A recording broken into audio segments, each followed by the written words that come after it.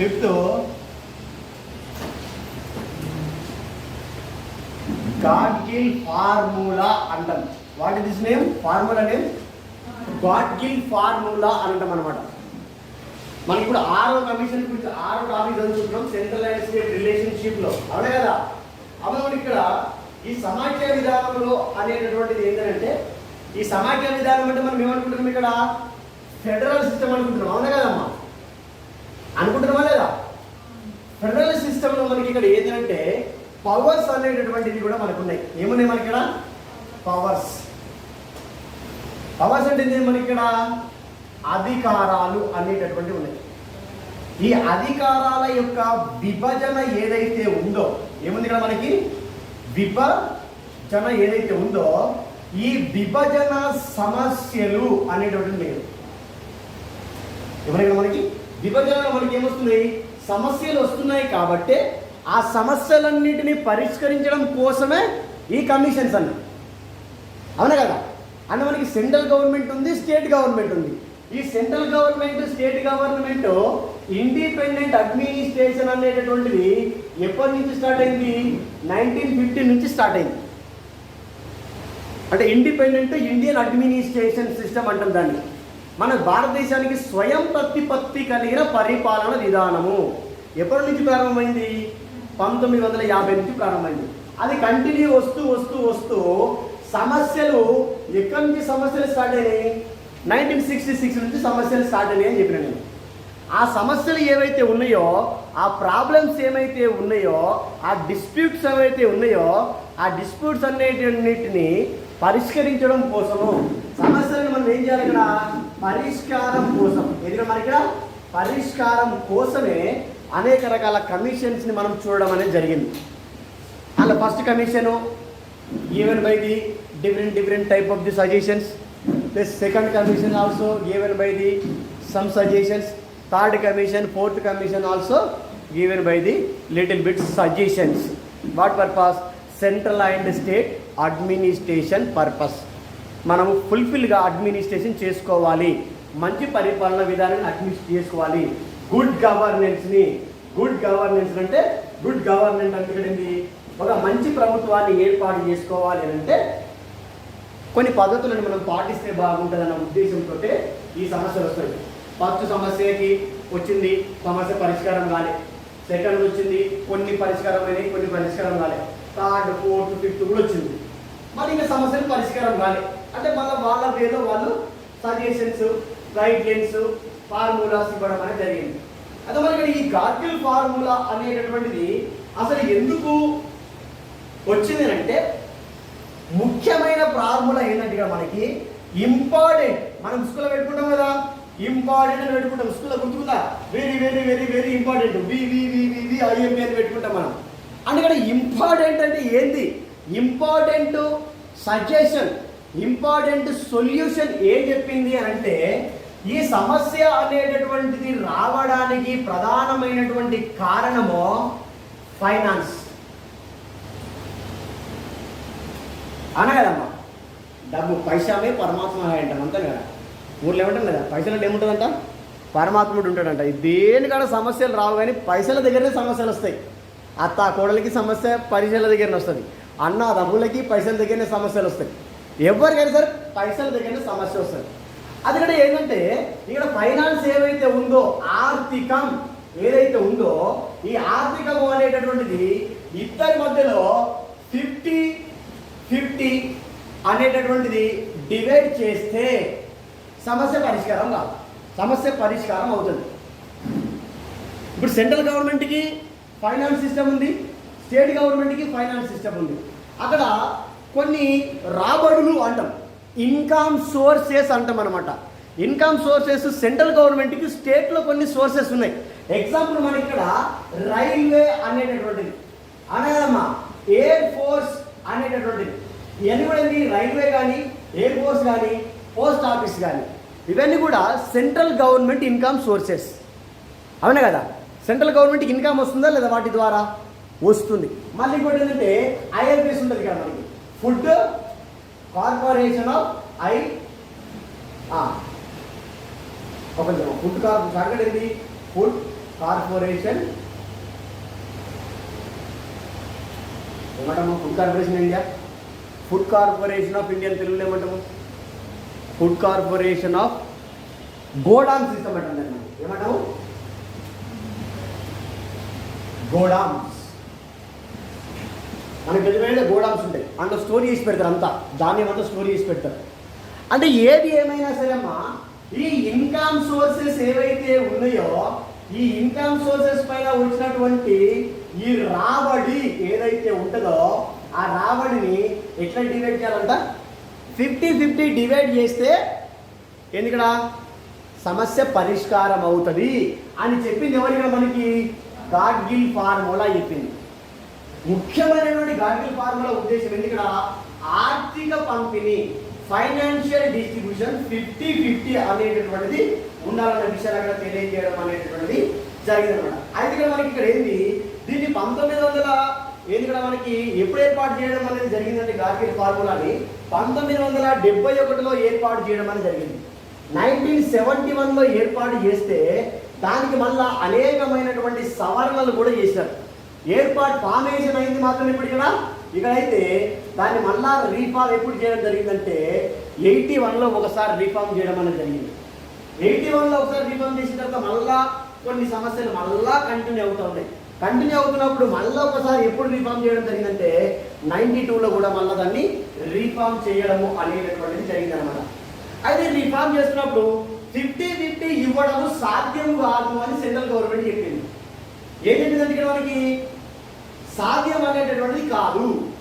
అది సాధ్యం అనేటటువంటిది కాకపోతే ఎట్లా చెయ్యాలి అంటే మన దేశంలో జనాభా అనేటటువంటిది ఒకటి ఉంటుంది. ఈ జనాభా ఆధారంగా ఆర్థిక పంపిణీ జరగాల.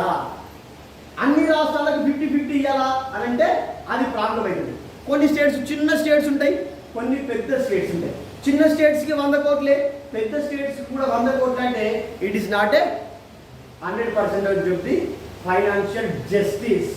ఇది న్యాయబద్ధమైనటువంటి పంపిణీ కాదు. అట్లా కూడా సమస్యలు వచ్చినాయి. ఎప్పుడు వచ్చినాయి? ఈ సమస్యలు వచ్చినప్పుడు ఏం చెప్పిందంటే జనాభా సెన్సెస్ ఆధారంగా ఏం చేయాలంటే డిస్ట్రిబ్యూషన్ అనేటటువంటిది చేయాలి. ఎక్కువ పెద్ద రాష్ట్రానికి ఉంటే కొంచెం పెద్ద చేయాలి, చిన్న రాష్ట్రం ఉంటే దానికి ఖచ్చితంగా ఏం చేయాలా? తక్కువ ఇవ్వాలి. అప్పుడు మాత్రమే సమస్యలకు పరిష్కార మార్గం వస్తుంది అన్న విషయాన్ని అక్కడ తెలియజేయడం అనేది జరిగింది. దీని తర్వాత వల్ల మనకి ఇక్కడ ఏం తెలియజేయడం అనేది జరిగిందంటే ఈ డబ్బుల పంపిణీ అనేటటువంటిది ఎప్పుడు వస్తుందంటే ఉన్నటువంటి డబ్బులని సరి అయినటువంటి వేలో ఉపయోగించకపోతే డబ్బుల ప్రాబ్లం వస్తుంది. అంటే మనం ఏం చేస్తామంటే ఎగ్జాంపుల్ మనమే అనవసరమైన వాటికి ఎక్కువ ఖర్చు పెడతాం, అదే అవసరమైన వాటికి తక్కువ ఖర్చు పెడతాం. ఎగ్జాంపుల్ ఇప్పుడు మీరు ఒక డ్రెస్ కొందాం అనుకున్నాను అనుకోండి, ఒకవేళ ఇట్లా పోయి ఇక్కడ కొనుక్కుని వస్తారా? బుక్ కొనాలంటే, పెన్ను కొనాలంటే అడ్వైట్ చేస్తారు అంతే, అడ్వైట్ చేస్తారు అంతే. అంటే డబ్బు ఎక్కడ ఎక్కువ ఖర్చు చేయాల్సినటువంటి ప్లేస్లో మనం డబ్బులు ఖర్చు చేయం, అనవసరమైనటువంటి ప్లేస్లో డబ్బులు ఎక్కువ ఖర్చు చేస్తాము, సమయాన్ని కూడా ఎక్కువ వృధా చేయడం జరుగుతుంది.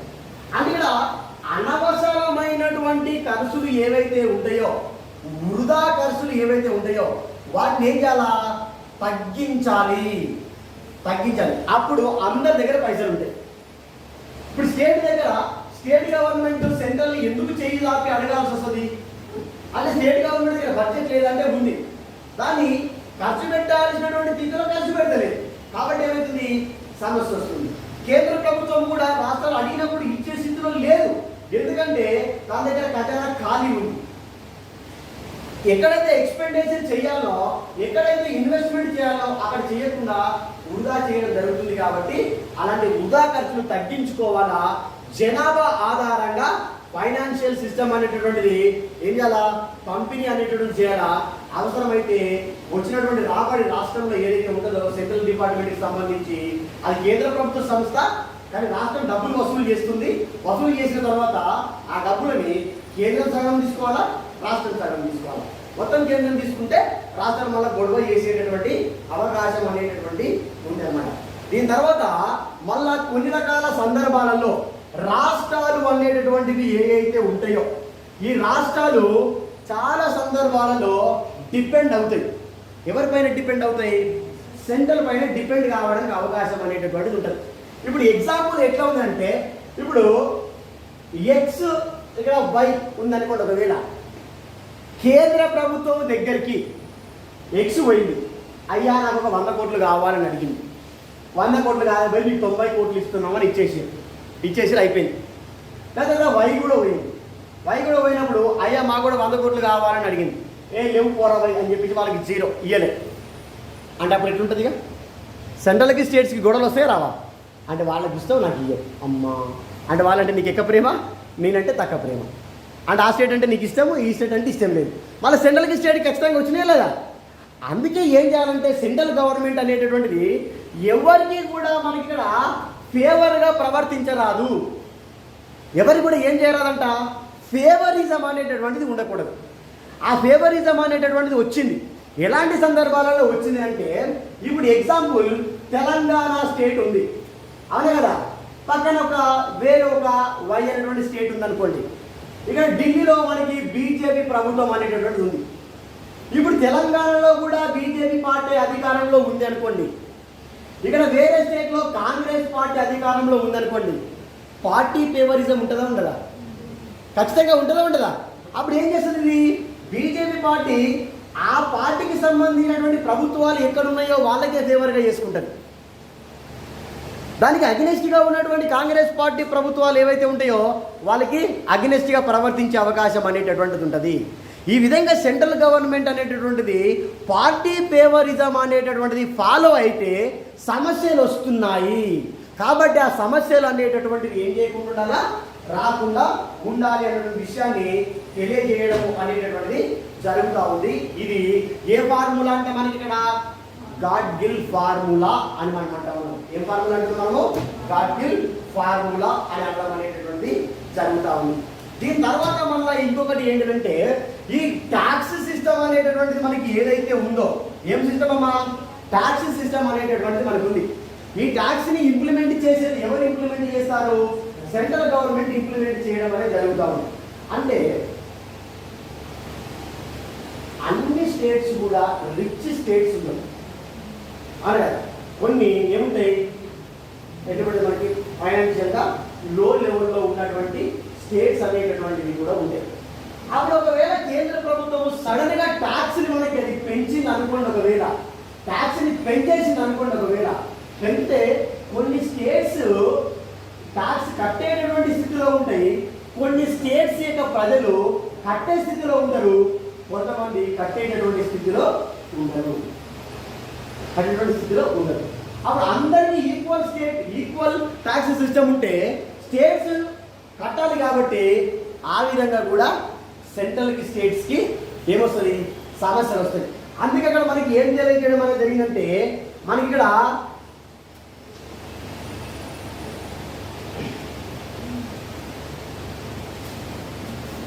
తలసరి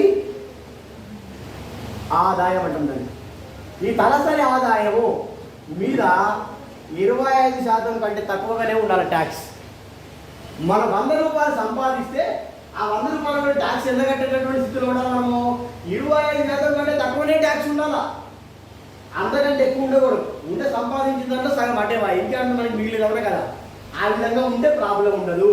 అది అందరికి ఈక్వల్ జస్టిస్ అనేటటువంటిది వచ్చే అవకాశం ఉంది అనేటువంటి సజెషన్స్ మనకి ఎవరు ఇచ్చినారో ఇక్కడ మనకి గాడ్గిల్ ఫార్ములా అనేటటువంటిది ఇవ్వడం అనేది జరిగింది. ఇది ఎన్నోది ఇక్కడ మనకి? ఇది 5వది. ఎన్నోది? ఇది 5వది. దీని తర్వాత 6వది కూడా మనకు ఒకటి ఉంది. 6వ కమిషన్ మనము సర్కారియా కమిషన్ అని అంటాం అనమాట. కమిషన్ అంటాం. 6వది మనకి ఇక్కడ సర్కారియా కమిషన్ అనేటటువంటిది ఉంది. మరి ఈ సెంట్రల్ అండ్ స్టేట్ గవర్నమెంట్ మధ్యలో ఈ డిస్ప్యూట్స్ అనేటటువంటివి ఏవైతే ఉన్నాయో అవి రాకుండా ఉండడానికి మరి ఇక్కడ ఈ సర్కారియా కమిషన్ అనేటటువంటిది ఏమి సజెషన్స్ ఇచ్చింది అనేటటువంటిది మనం చూసుకుంటాం. ఇది మనకి ఇక్కడ సర్కారియా కమిషన్ అని అంటాం అనమాట. ఈ సర్కారియా కమిషన్ అనేటటువంటి దాన్ని ఎప్పుడు ఏర్పాటు చేయడం జరిగిందంటే 1983వ సంవత్సరంలో ఏర్పాటు చేయడం జరిగింది, జూన్ 9వ తారీఖు రోజున. ఎప్పుడు ఏర్పాటు చేశారంటే మనకి 1983 ఏ తారీఖు రోజున, జూన్ 9వ తారీఖు రోజున ఏర్పాటు చేయడం అనేది జరిగింది అనమాట. అయితే ఈ సర్కారియా అంటే ఎవరు అని అంటే, ఇతను పూర్తి పేరు ఏంటి అంటే రంజిత్ సింగ్ సర్కారియా. అతని పూర్తి పేరు ఏంటో ఇక్కడ మనకి రంజిత్ సింగ్ సర్కారియా అని. మనం ఫస్ట్ ఏం చదువుతున్నాం చెప్పండి? ఫస్ట్ దాన్ని ఎవరి పేరు చదువుతున్నాం? ఫస్ట్ దాన్ని ఫస్ట్ ఏం చెప్పండి? ఫస్ట్ కమిషన్ ఏంటి అమ్మా? దానికి ఎవరు అధ్యక్షుడు ఉన్నారు? మొరార్జీ దేశాయ్. మొరార్జీ దేశాయనా? మొరార్జీ దేశాయనా? మొరార్జీ దేశాయ్ దేనికి సంబంధించిన వాడు ఏం చెప్పిన నేను? సెకండ్ ఏముంది? సెకండ్ ఏముంది చెప్పండి అమ్మా? సెకండ్ ఏముంది అమ్మా? రాజమన్నార్ కమిషన్. ఈ రాజమన్నార్ ఎవరు? రాజమన్నార్ ఎవరు? ఇక్కడ తమిళనాడు. అందుకని ఆ కమిషన్ కి చైర్మన్ గా ఉండాలంటే వాళ్ళ ప్రీవియస్ హిస్టరీ ఏమై ఉండాలా? ప్రీవియస్ పొజిషన్ ఏమై ఉండాలా? న్యాయ వ్యవస్థలో పనిచేసి ఉండాలా. ఈ రంజిత్ సింగ్ అనేటటువంటి వ్యక్తి ఎవరంటే మాజీ, అంటే మనకి అంతకంటే ముందు మాజీ సుప్రీంకోర్టు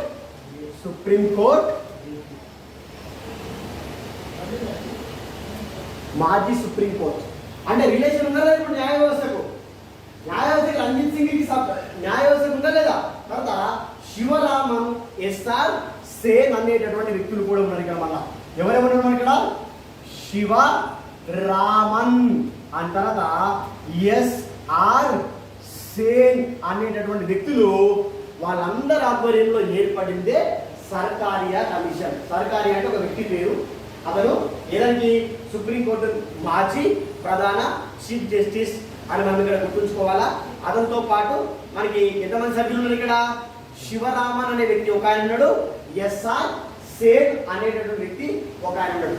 అది ఇక్కడ ఇది ఏర్పాటు చేసింది ఇక్కడ 1993లో దీన్ని ఏర్పాటు చేస్తే, ఇది ఇక్కడ మనకి ఇక్కడ ఏర్పాటు చేసింది. ఏర్పాటు చేస్తే ఏం చేయాలా? రిపోర్ట్ అనేటటువంటి సమర్పించాలి. They give to the report. It is the duty of Sarkaria commission. ఎప్పుడు రిపోర్ట్ ఇవ్వడం జరిగిందంటే 1987లో రిపోర్ట్ అనేటటువంటిది ఇవ్వడం అనేటటువంటిది జరిగింది అనమాట. అక్టోబర్ 27న ఎప్పుడు రిపోర్ట్ ఇచ్చిందంటే మనకి ఇక్కడ అక్టోబర్ 27 రోజున ఏమిచ్చింది? రిపోర్ట్ అనేటటువంటిది ఇచ్చింది. ఈ రిపోర్ట్ అనేటటువంటిది ఇక్కడ ఇస్తే, ఈ రిపోర్ట్ ఏదైతే ఉందో ఆ రిపోర్ట్ లో ఏం చెప్పింది, సజెషన్స్ లో ఏం చెప్పింది అనేటటువంటిది మనకి చాలా చాలా ప్రాముఖ్యమైంది.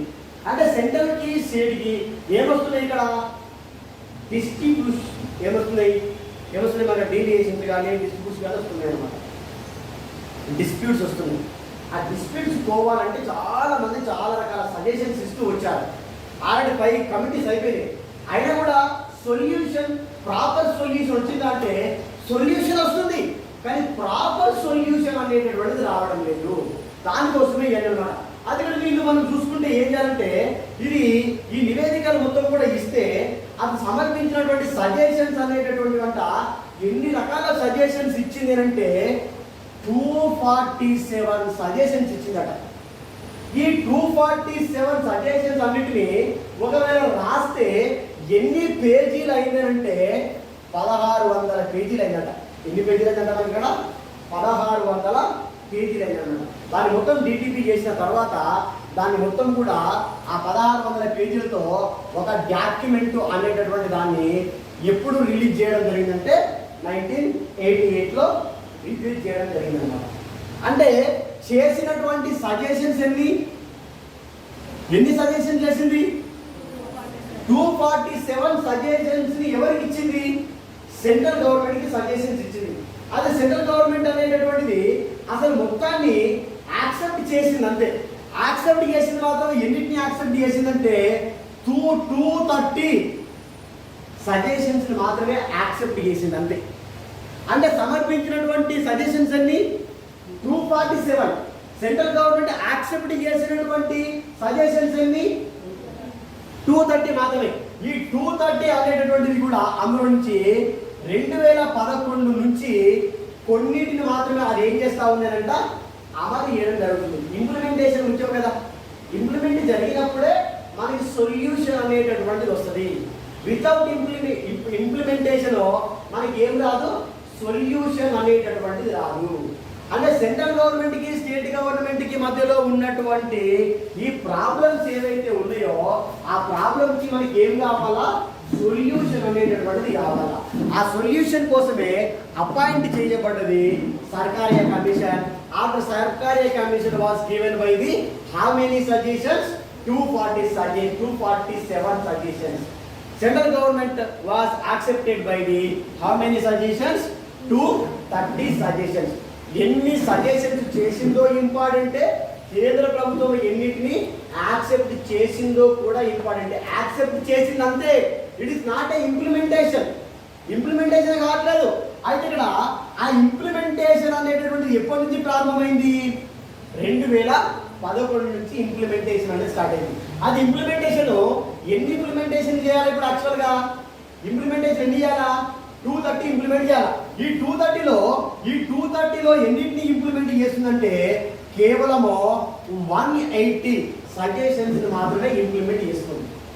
ఎన్నింటిని ఇంప్లిమెంట్ చేస్తుందంట, 180 సజెషన్స్ మాత్రమే ఇంప్లిమెంట్ చేయడం అనేటటువంటిది జరుగుతుంది. ఇది దీనికి సంబంధించినటువంటి బేసిక్ ఇన్ఫర్మేషన్.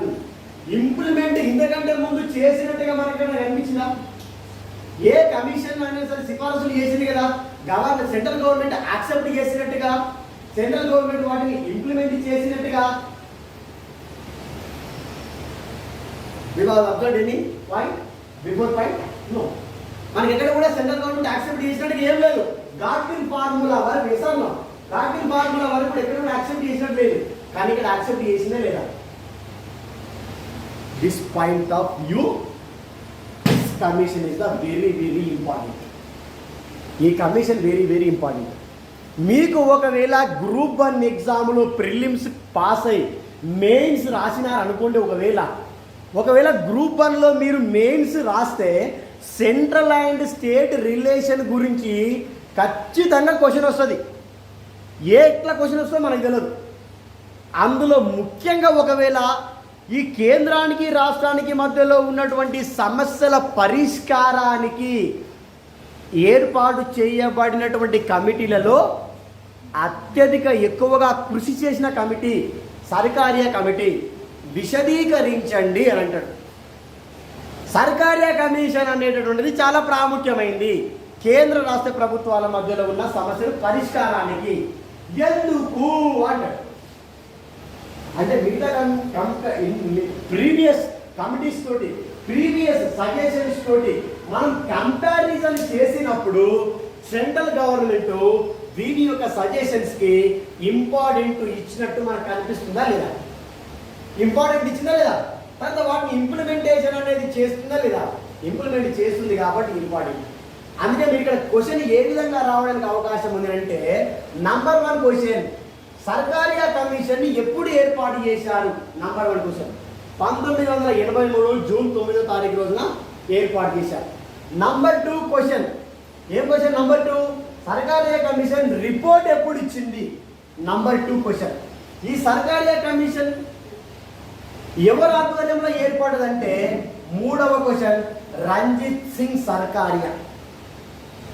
అట్లా కాకుండా రంజిత్ సింగ్ సర్కారియా సుప్రీంకోర్టు మాజీ న్యాయమూర్తిగా పనిచేశాడా, హైకోర్టు న్యాయమూర్తిగా పనిచేశాడా, ప్రధానమంత్రిగా పనిచేశాడా అని క్వశ్చన్ అడుగుతారు. ఏ విధంగా పనిచేసింది? ఇక్కడ మనకి సుప్రీంకోర్టు న్యాయమూర్తిగా పనిచేశాడు. మళ్ళీ ఇంకా ఇప్పుడు ఎంతమంది కనిపిస్తున్నారు ఇక్కడ? Number 1, number 2, number 3. ఇంకొక క్వశ్చన్ మనకి ఇక్కడ 5వ క్వశ్చన్ ఏ విధంగా అడగడానికి అవకాశం ఉంది అంటే, సర్కారియా కమిషన్కి సంబంధం లేని వారు క్రింది వారిలో ఎవరు గుర్తించండి అని. సర్కారియా కమిషన్కి సంబంధం లేదు.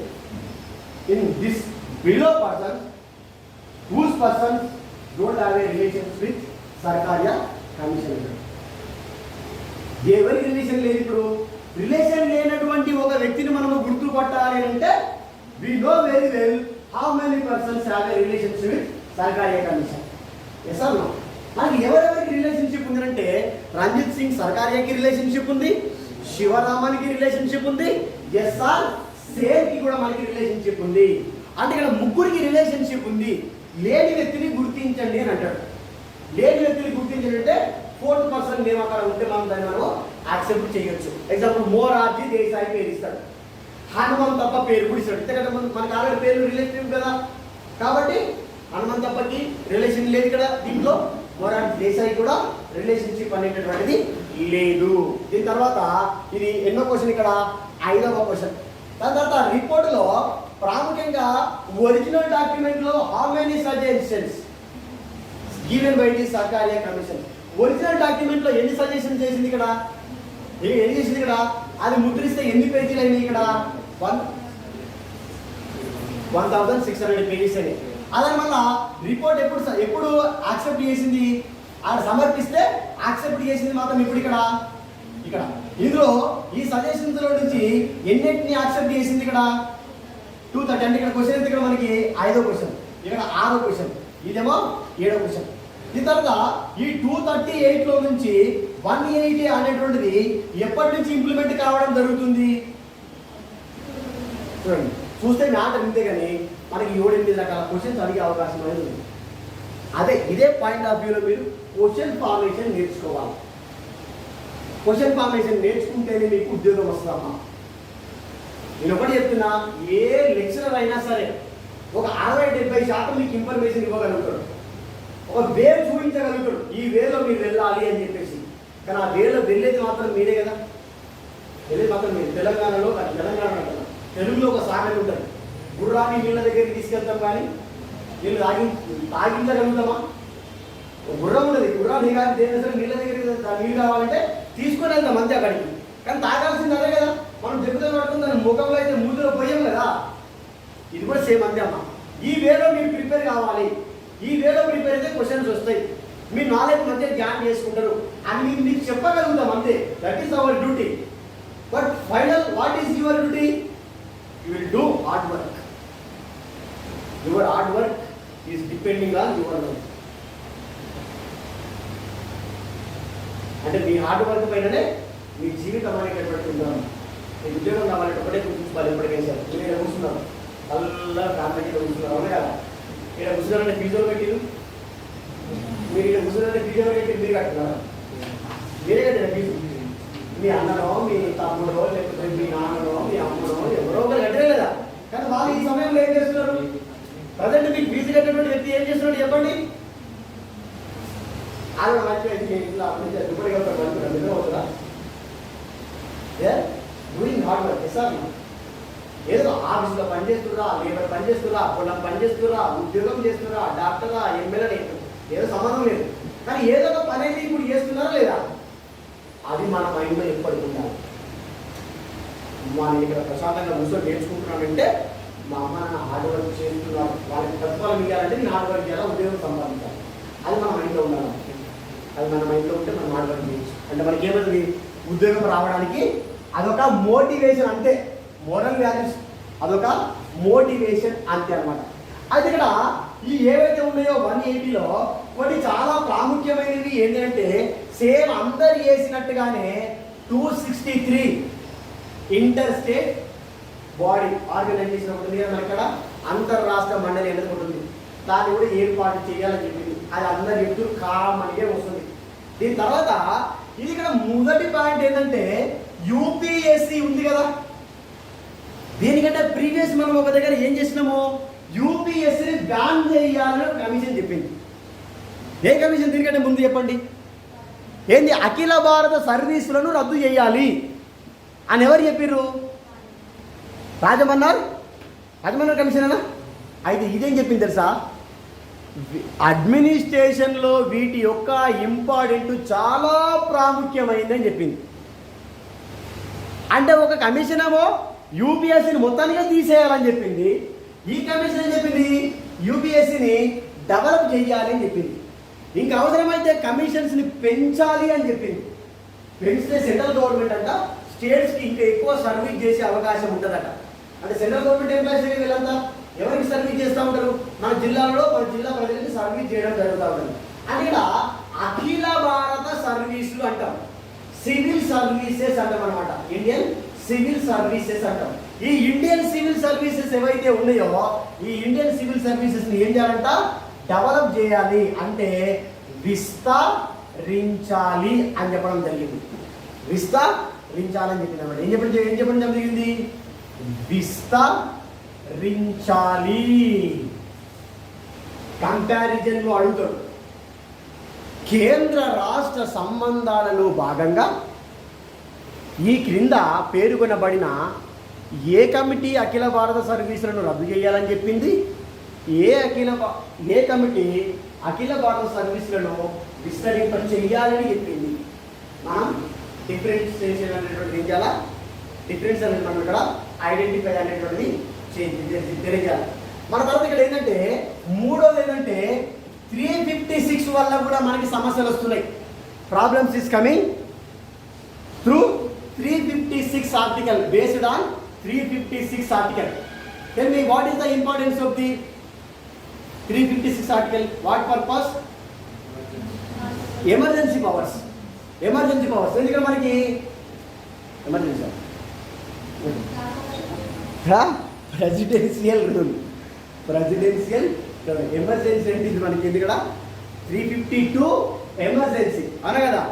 356 అనేటువంటిది ఏంటంటే మనకి ఇక్కడ ప్రెసిడెన్షియల్ రూల్. ఏదంటే మనకి ఇక్కడ ప్రెసిడెన్షియల్ రూల్. దాన్ని మనం ఏమంటున్నాం ఇక్కడ? రాష్ట్రపతి పాలన అంటున్నాం. రాష్ట్రపతి పాలన అంటున్నాం.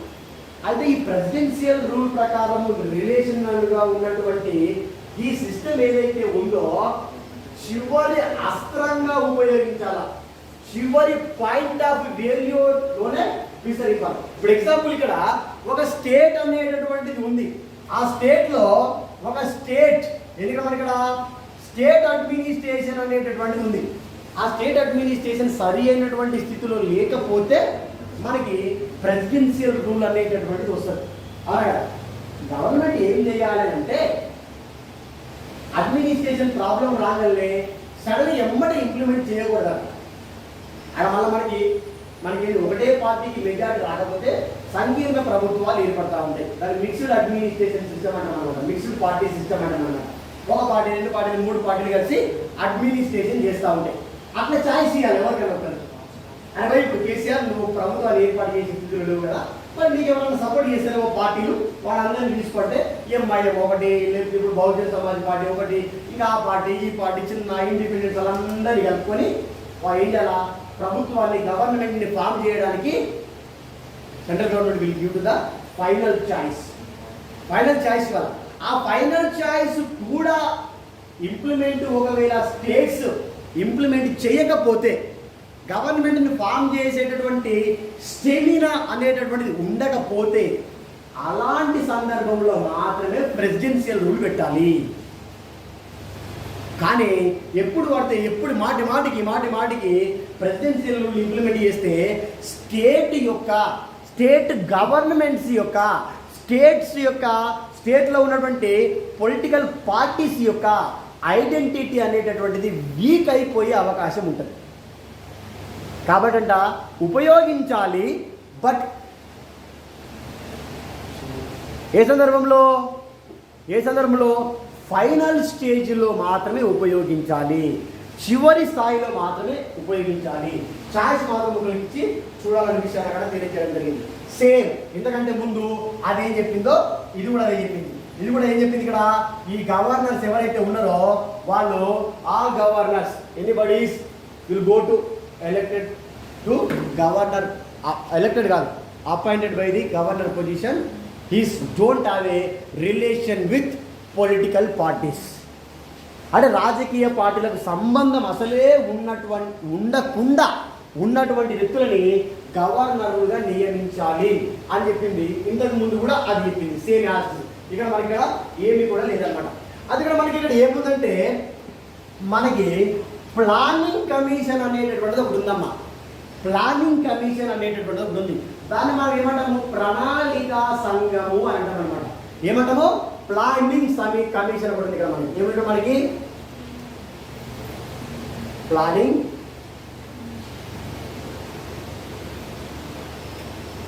కమిషన్ ఉంది. దాన్ని మనం ఏమంటున్నాము? ప్రణాళిక సంఘం అంటున్నాం. మరి ప్రణాళిక సంఘాన్ని ఎప్పుడు ఏర్పాటు చేసిరమ్మా? ప్రణాళిక సంఘాన్ని ఎప్పుడు ఏర్పాటు చేసి చెప్పండి? 1950 ఏర్పాటు చేయడం జరిగింది. ఎవరు ఏర్పాటు చేశారు? నెహ్రూ గారి ఆధ్వర్యంలో ఏర్పాటు చేయడం అనేటటువంటి జరిగింది. ప్రపంచంలో మొట్టమొదటిసారిగా ప్రణాళికలను ఏర్పాటు చేసిన దేశం ఏది? రష్యా.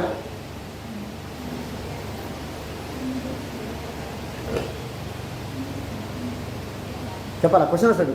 ప్లానింగ్ కమిషన్ మనకు వచ్చిందా లేదా? ప్లానింగ్ కమిషన్ గురించి ఉందంటే దాని యొక్క చరిత్ర మనకు తెలవాలా. ఈ ప్లానింగ్ కమిషన్ అనేటటువంటిది ఎవరు హ్యాండ్ ఓవర్లో ఉంటుంది? సెంట్రల్ గవర్నమెంట్ హ్యాండ్ ఓవర్లో ఉంటుంది. అవును కదా? అయితే ఇక్కడ ఏం చెప్పిందంటే ఈ ప్లానింగ్ కమిషన్లో ఏమి యొక్క నిర్ణయాలు డిసిషన్స్ అనేటటువంటివి తీసుకున్న స్టేట్స్కి సంబంధం లేదు. కాబట్టి ప్లానింగ్ కమిషన్లో స్టేట్స్కి రిలేషన్షిప్ అనేటటువంటిది లేదు కాబట్టి సమస్యలు వస్తున్నాయి. అది ఎప్పుడు ఏర్పాటు చేసినటువంటి ప్లానింగ్ కమిషన్లో? 1950లో ఏర్పాటు చేసినటువంటి ప్లానింగ్ కమిషన్లో. అయితే ఇక్కడ ఈ ప్లానింగ్ కమిషన్ వల్లనే మనకి సమస్యలు వస్తున్నాయి కాబట్టి ఈ సమస్యలు రాకుండా ఉండాలంటే ఏం చేయాలా? ఇక్కడ స్టేట్స్ ఏవైతే ఉన్నాయో ఆ స్టేట్స్కి కూడా ఏముండాలంట? రిలేషన్షిప్ అనేటటువంటిది ఉండాలంట. ఏముండాలంట? రిలేషన్షిప్ అనేటటువంటిది ఉండాలట. అంటే ప్లానింగ్ కమిషన్లో రాష్ట్రాలకి కూడా ఏమి అలా సభ్యత్వము అనేటటువంటిది ఇవ్వాలా, మెంబర్షిప్ అనేటటువంటిది ఇవ్వాలి. అప్పుడు సమస్యలకు పరిష్కార మార్గము వచ్చే అవకాశం అనేటటువంటిది ఉందన్నమాట. దీని తర్వాత ఇక్కడ ఏదైతే మనకి ఇక్కడ ఈ 356 అనేటటువంటిది ఉందో ఈ 356 అనేటువంటి దాన్ని ఒకవేళ ఇంప్లిమెంట్ చెయ్యాలి అని అంటే who is the first administrators of the our state? ఎవరిని మొదటి పాలన అధికారి అని అంటాము? He is the first administrator of the state. Every state have a governor. Yes or no? All states administration is going through name of the governors only. అంటే రాష్ట్రంలో ఉన్నటువంటి పరిపాలన విధానం అంతా కూడా ఎవరి పేరు మీద పోతుంది? రాష్ట్ర గవర్నర్ల పేరు మీద పోతుంది. కాబట్టి ఈ ప్రెసిడెన్షియల్ రూల్ కూడా ఎక్కడ ఇంప్లిమెంట్ అవుతుంది? రాష్ట్రాలలో ఇంప్లిమెంట్ అవుతుంది. అంటే రాష్ట్రంలో ప్రెసిడెన్షియల్ రూల్ ఇంప్లిమెంట్ అయితే ఎవరి పేరు మీద ఇంప్లిమెంట్ కావాలా? గవర్నర్ పేరు మీద మాత్రమే కావాలా. గవర్నర్ పేరు మీద ఇంప్లిమెంట్ అయితే ఉంటుంది. అంటే ఇక్కడ మనకి ఒకవేళ ఒక స్టేట్లో ఇక్కడ ఈ ప్రెసిడెన్షియల్ రూల్ అనేటటువంటి దాన్ని రాష్ట్రపతి పరిపాలన విధానాన్ని ఇంప్లిమెంట్ చెయ్యాలి అని అంటే ఎవరు ఒపీనియన్ తీసుకోవాలా? గవర్నర్ యొక్క ఒపీనియన్ తీసుకోకుండా స్టేట్స్లో ప్రెసిడెన్షియల్ రూల్ ఇంప్లిమెంట్ చేయకూడదు అన్నది ఒక సజెషన్ మాత్రమే. ఏదైనా మన ఇక్కడ ఇది సజెషన్ మాత్రమే అని చెప్పి చెప్పడం జరిగింది. దీని తర్వాత సేమ్ 3 లాంగ్వేజ్ సిస్టమ్ అని చెప్పిన కదా, ఈ 3 లాంగ్వేజ్ సిస్టమ్ కూడా సేమ్ ఇది కూడా మనకి ఇక్కడ చెప్పడము అనేటటువంటిది జరిగింది. అది ఇక్కడ మనకి ఇక్కడ ఏముందంటే మళ్ళీ ఇంకొకటి ఏంటి అంటే ఇక్కడ మనకి సెంట్రల్ లిస్ట్ ఉంది, స్టేట్ లిస్ట్ ఉంది, కాంగ్రెస్ లిస్ట్ ఉంది, కేంద్ర జాబితా ఉంది, రాష్ట్ర జాబితా ఉంది, ఉమ్మడి జాబితా అనేటటువంటిది ఉంది. అది కూడా ఈ కాంకరెంట్ లిస్ట్ అనేటటువంటిది ఏదైతే ఉంటుందో దీంట్లో ఉన్నటువంటి పవర్స్ ఏదైతే ఉంటాయో వీటిపైన వీళ్ళు యాక్ట్ ప్రిపేర్ చేయొచ్చు, వీళ్ళు కూడా యాక్ట్ అనేటటువంటిది ప్రిపేర్ చేయొచ్చు. ఇద్దరు కూడా central government and state government have equal powers. In which list? Congress list.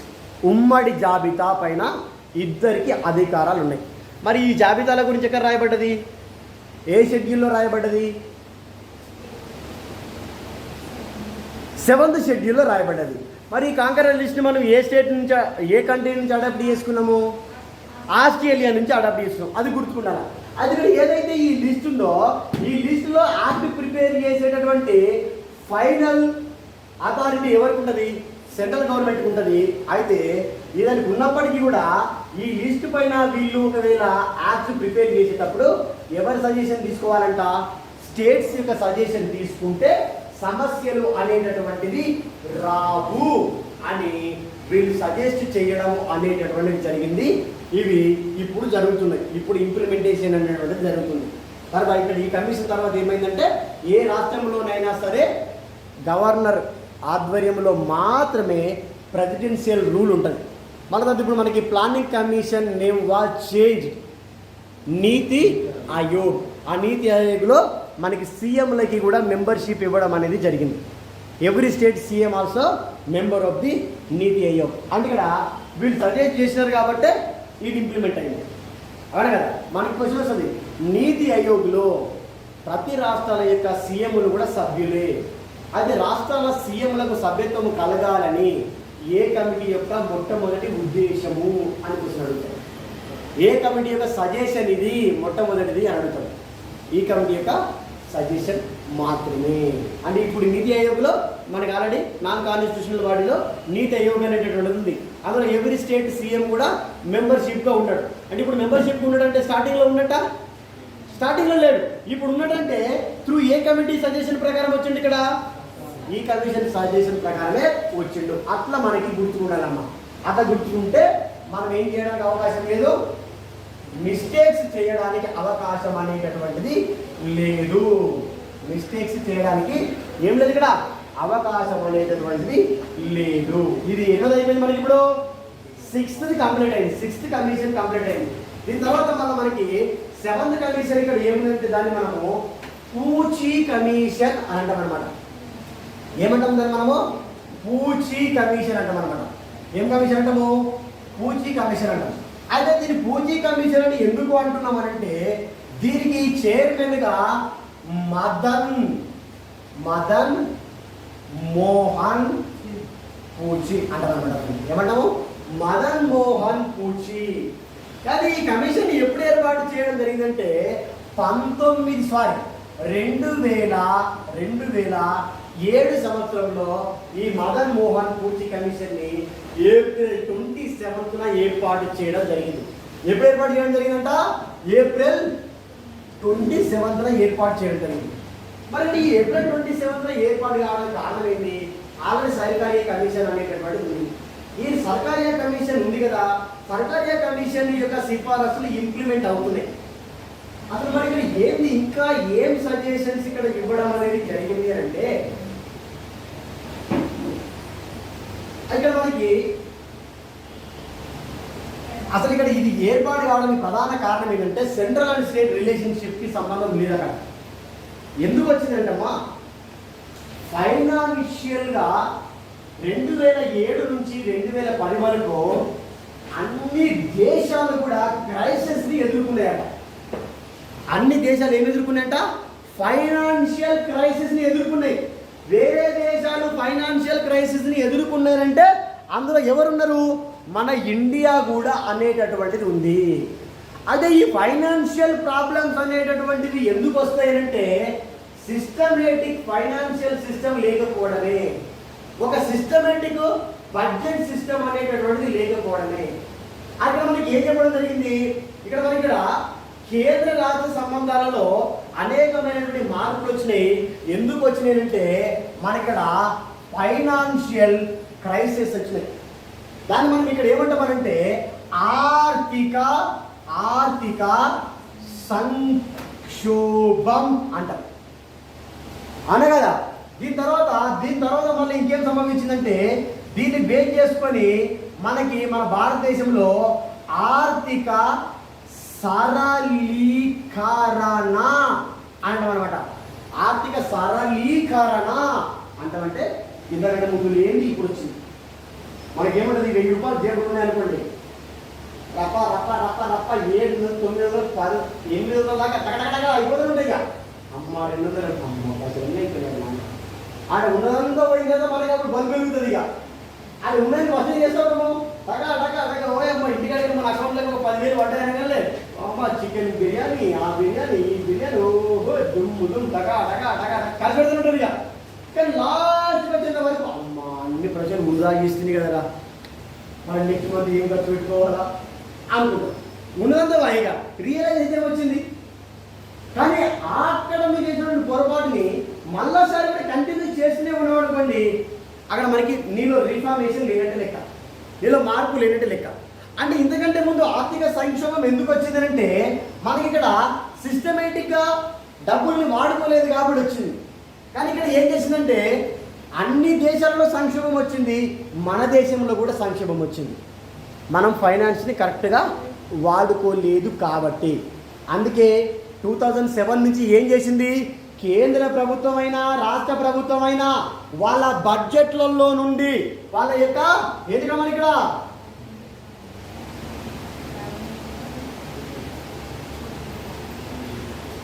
Budget ఏదైతే ఉండదో ఆ బడ్జెట్ని ఏ విధంగా ఖర్చు పెట్టాలా, క్రమం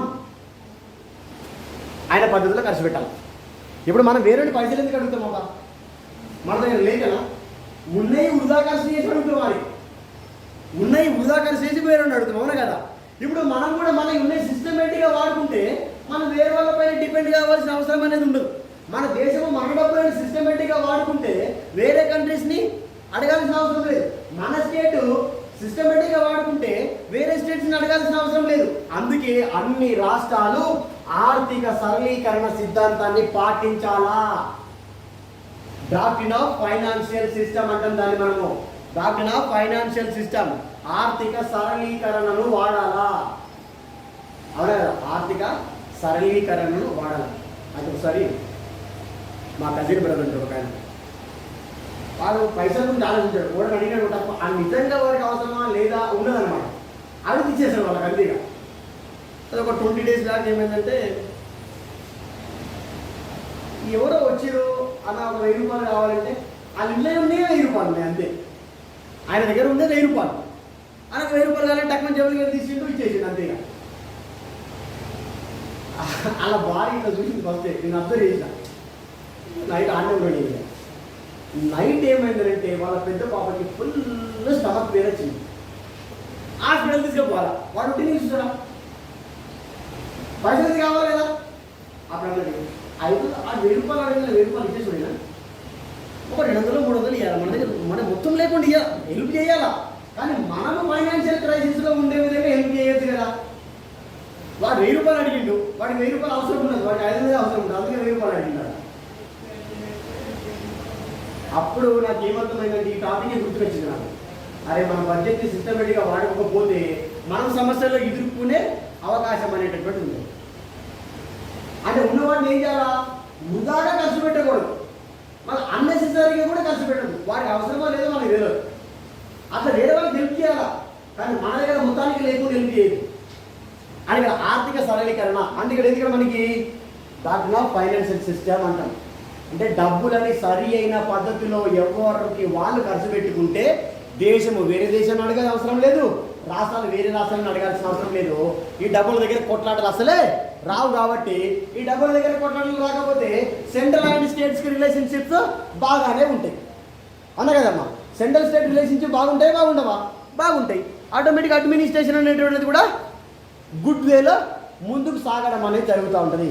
సమస్యకు ప్రధానమైనటువంటి కారణము డబ్బు. ఆ డబ్బులని సిస్టమేటిక్గా ఖర్చు పెట్టుకోవాలి అనే విషయాన్ని అక్కడ తెలియజేయడము అనేటటువంటిది జరిగింది అనమాట. దీనికి సంబంధించింది. దీని తర్వాత మళ్ళీ కొన్ని సందర్భాలలో ఏముంటుందంటే ఈ రాష్ట్రం ఏదైతే ఉంటుందో ఈ రాష్ట్ర government administration is totally depending on governor system అంటుందని మనము, గవర్నర్ అథారిటీస్. అంటే ఒక రాష్ట్రంలో గవర్నర్ గారి యొక్క ఇష్టం ఉన్నంత వరకు మాత్రమే అక్కడ మినిస్టర్స్ పనిచేయడం జరుగుతూ ఉంటుంది. అయితే గవర్నర్ గారు కూడా అపోజిట్ పార్టీకి సంబంధించిన వాడు ఉన్నాడు అనుకోండి, అక్కడేమో బీజేపీ పార్టీ ఉంటుంది, ఇక్కడేమో టీఆర్ఎస్ పార్టీ ఉంటుంది. బీజేపీ పార్టీకి సంబంధించిన గవర్నర్ ఉన్నాడు అనుకోండి, ఆడ ప్రధానమంత్రి ఎట్లా చెప్తే గవర్నర్ అంతే ఉంటాడు. అదే పోయి ఆ స్టేట్లో ఎలక్షన్స్ పెట్టడం వల్ల ఆ ప్రభుత్వాన్ని నువ్వేంటి డిజాల్వ్ చేసి పడేయాలంటే గవర్నర్ ఏం చెప్తే అదే నడుస్తుంది స్టేట్లో. అంటే మంత్రిమండలిలో మెజారిటీ ఉన్నంత వరకు, మంత్రిమండలిలో మెజారిటీ సిస్టమ్ కదా అడ్మినిస్ట్రేషన్ మనది, మెజారిటీ ఉన్నంత వరకు గవర్నర్స్ ఎవరికి కూడా తలొగ్గకూడదు, రూల్స్ రెగ్యులేషన్స్ని పాటించాలా. వాడు ఏ పార్టీకి సంబంధించిన వాడైనా సరే, ఇక్కడ మంత్రి మండలికి మెజారిటీ ఉంటే, రాష్ట్రంలో ఎమ్మెల్యేలకి మెజారిటీ ఉంటే, ఒక పార్టీకి మెజారిటీ ఉంటే, మెజారిటీ ఉన్నంత వరకు గవర్నమెంట్ కొనసాగుతుంది. ఒకవేళ మెజారిటీ లేకపోతేనే దాన్ని రద్దు చేయాలి. మెజారిటీ ఉన్నా కూడా రద్దు చేసామనుకోండి, డిజాల్వ్ చేసామనుకోండి, మళ్ళీ రిలేషన్షిప్లో ప్రాబ్లమ్స్ వస్తాయి. ఆ ప్రాబ్లమ్స్ రాకుండా ఉండాలంటే మెజారిటీ బేస్డ్ అడ్మినిస్ట్రేషన్కి ఎవరు సపోర్ట్ చేయాలా? మన గవర్నర్ గారు సపోర్ట్ చేయాలి. అయితే సమస్యలు రావు అన్న విషయాలు అక్కడ తెలియజేయడం అనేటువంటిది జరిగిందన్నమాట. దీని తర్వాత ఇది ఒకటి. దీని తర్వాత మళ్ళీ మనకి ఇంకోటి ఏంటంటే, ఎగ్జాంపుల్, ఒక్కసారి ఎమ్మెల్యే అయితేనంట, ఒకసారి ఎమ్మెల్యే అయితే హయ్యర్ అయితే చాలా మంచిది. ఒక్కసారి ఎమ్మెల్యే ఒక టర్మ్ ఎన్ని సంవత్సరాలు? 5 years. 5 years టర్మ్ ఒకసారి ఎమ్మెల్యే అయితేనంట 500 సంవత్సరాలు వాళ్ళ కుటుంబాలు మొత్తం బతికేంత డబ్బులు సంపాదిస్తారు. 700 సంవత్సరాలు 500 years అట. అంటే ఎంత రాబడి ఉంటుందో చూడండి మీరు. అది ఏమైనా కానీ ఎమ్మెల్యే ఇంటినే కావాలి, ఆ గోల్ పెట్టుకోవాలి, కావాలి ఎమ్మెల్యే ఇంటికి కావాలి. చూడండి, ఒక్కసారి అంట అభివృద్ధి ఈరోజు సాగించినటువంటి రిపోర్ట్గా నాకు అది కూడా 500 సంవత్సరాలు అంటే మనం బతికేదే 75 సంవత్సరాలు. ఆ 75 సంవత్సరాలు వాళ్ళు చేసిన 5 సంవత్సరాలు, 5 సంవత్సరాలు ఒకసారి పనిచేస్తే 500 సంవత్సరాలు. అదే డబ్బులు సంపాదిస్తారని తెలిసే అవినీతికి పాల్పడినటువంటి వాళ్ళపైన మనకి ఏమవుతుంది? ఎంక్వైరీ అనేటటువంటి జరుగుతూ ఉంటుంది. సిబిఐ ఉంటుంది కదా మనకి, అవునా కదా? ఈ సిబిఐ ఏదైతే ఉంటుందో, ఈ సిబిఐ ఏం చేస్తూ ఉంటుంది? వాళ్ళని ఎంక్వైరీ చేస్తాట. ఎంక్వైరీ చేసినప్పుడు అంట ఎప్పుడు పడితే అప్పుడే ఎంక్వైరీ చేయకూడదట. ఎప్పుడు పడితే అప్పుడు ఎంక్వైరీ, ఒకవేళ ఈ సిబిఐ ఎవరి చేతుల్లో ఉంటుంది? సెంట్రల్ గవర్నమెంట్ చేతిలో ఉంటుందా? స్టేట్ గవర్నమెంట్ చేతిలో ఉంటుందా? CBI is the behind of the central government. Central government ఇట్లా కూడా మన స్టేట్ గవర్నమెంట్ యొక్క పరువు తీయాలా? స్టేట్ గవర్నమెంట్లో ఉన్నటువంటి ఎమ్మెల్యే ఎంపీల యొక్క నేము బ్యాడ్గా చేయాలంటే సిబిఐని పంపించదు. పోయి వాడి మీద ఎంక్వైరీ చేయపోరా అంటాడు. ఎంక్వైరీ చేస్తాడు. వాడు ఒక టర్మ్కే 500 సంవత్సరాలు బతికి అంత డబ్బులు సంపాదిస్తే 2 టర్ములు పనిచేస్తే వాడి దగ్గర ఎన్ని వేల కోట్ల రూపాయలు ఉంటాయో అర్థం చేసుకోండి. ఇక అవినీతి బయటపడుతుంది. అట్లా వాంటెడ్గా ఎంక్వైరీ చేపిస్తే స్టేట్ గవర్నమెంట్లో ఉన్నటువంటి ఎమ్మెల్యేలు అందరూ కూడా ఎవరికి అగ్నెస్ట్గా మాట్లాడతారు? సెంట్రల్ గవర్నమెంట్కి అగ్నెస్ట్గా మాట్లాడతారు. మళ్ళీ రిలేషన్షిప్లో తేడా వచ్చిందా లేదా? తేడా వచ్చింది. అది కూడా ఎంక్వైరీ చేయవచ్చు, నో ప్రాబ్లం, ఎంక్వైరీ చేయవచ్చు. కానీ ఆ ఎంక్వైరీ చేయాలంటే ఫస్ట్ డిసిజన్ ఎక్కడ తీసుకోవాలా? పార్లమెంట్లో తీసుకోవాలా. ఎక్కడ తీసుకోవాలా? పార్లమెంట్లో తీసుకోవాలి. ఎంక్వైరీ చెయ్యాలి అన్న బిల్లు పార్లమెంట్లో పాస్ అయ్యి కూడా ఇలా బిల్లు పాస్ కావాలంటే ఎమ్మెల్యేల పైన, ఎంపీల పైన, అవునా కదా, ఎమ్మెల్యేల పైన, ఎంపీల పైన సిబిఐ ఎంక్వైరీ చేయవచ్చు. చేయాలంటే ఎక్కడ బిల్ పాస్ కావాలా? పార్లమెంట్లో బిల్ పాస్ కావాలి. పాస్ అవుతుందా? పాస్ కాదు చెప్పండి. ఒక బిల్లు పెట్టి అనుకున్నాం, అందరి ఎమ్మెల్యేల పైన సిబిఐ ఎంక్వైరీ చేయొచ్చు, అందరి ఎమ్మెల్యేల పైన, ఎంపీల పైన సిబిఐ ఎంక్వైరీ చేసుకోవచ్చు అనగా బిల్లు పెడితే బిల్ పాస్ అవుతుందా? పాస్ కాదు. పాస్ అవుతుందా? ఇప్పుడు నువ్వే ఎమ్మెల్యే ఉన్నావు అనుకో, నీ పైన ఎంక్వైరీ చేయడానికి నువ్వే ఒప్పుకుంటావా? ఆ బిల్ సస్తే పాస్ కాదు. అందుకే అది ఏం చేస్తారంటే దీన్ని, ఈ బిల్లుని ఏం చేస్తారంటే ఎప్పుడు కూడా వాళ్ళు ఎంక్వైరీకి పంపరు, ఆ బిల్లుని ప్రవేశపెట్టారు అనమాట. సరే, ఏది ఏమైనా కూడా మనకి ఇక్కడ పూచి కమిషన్ ఏం చెప్పడం జరిగిందంటే ఆర్థిక సంక్షోభం అనేది ఒకటి చెప్పడం అనేది జరిగింది. ఇదంతా ఆర్థిక సరళీకరణ అనేటువంటి ఒకటి చెప్పింది. ఈ సిబిఐ అనేటటువంటి దాని గురించి కూడా ముఖ్యమైనటువంటి పాయింట్స్గా మనకు అక్కడ తెలియజేయడం అనేటువంటిది జరిగిందన్న విషయాన్ని మీరు ఖచ్చితంగా ఏం చేయాలా? గుర్తుకు ఉంచుకోవాల్సిందే.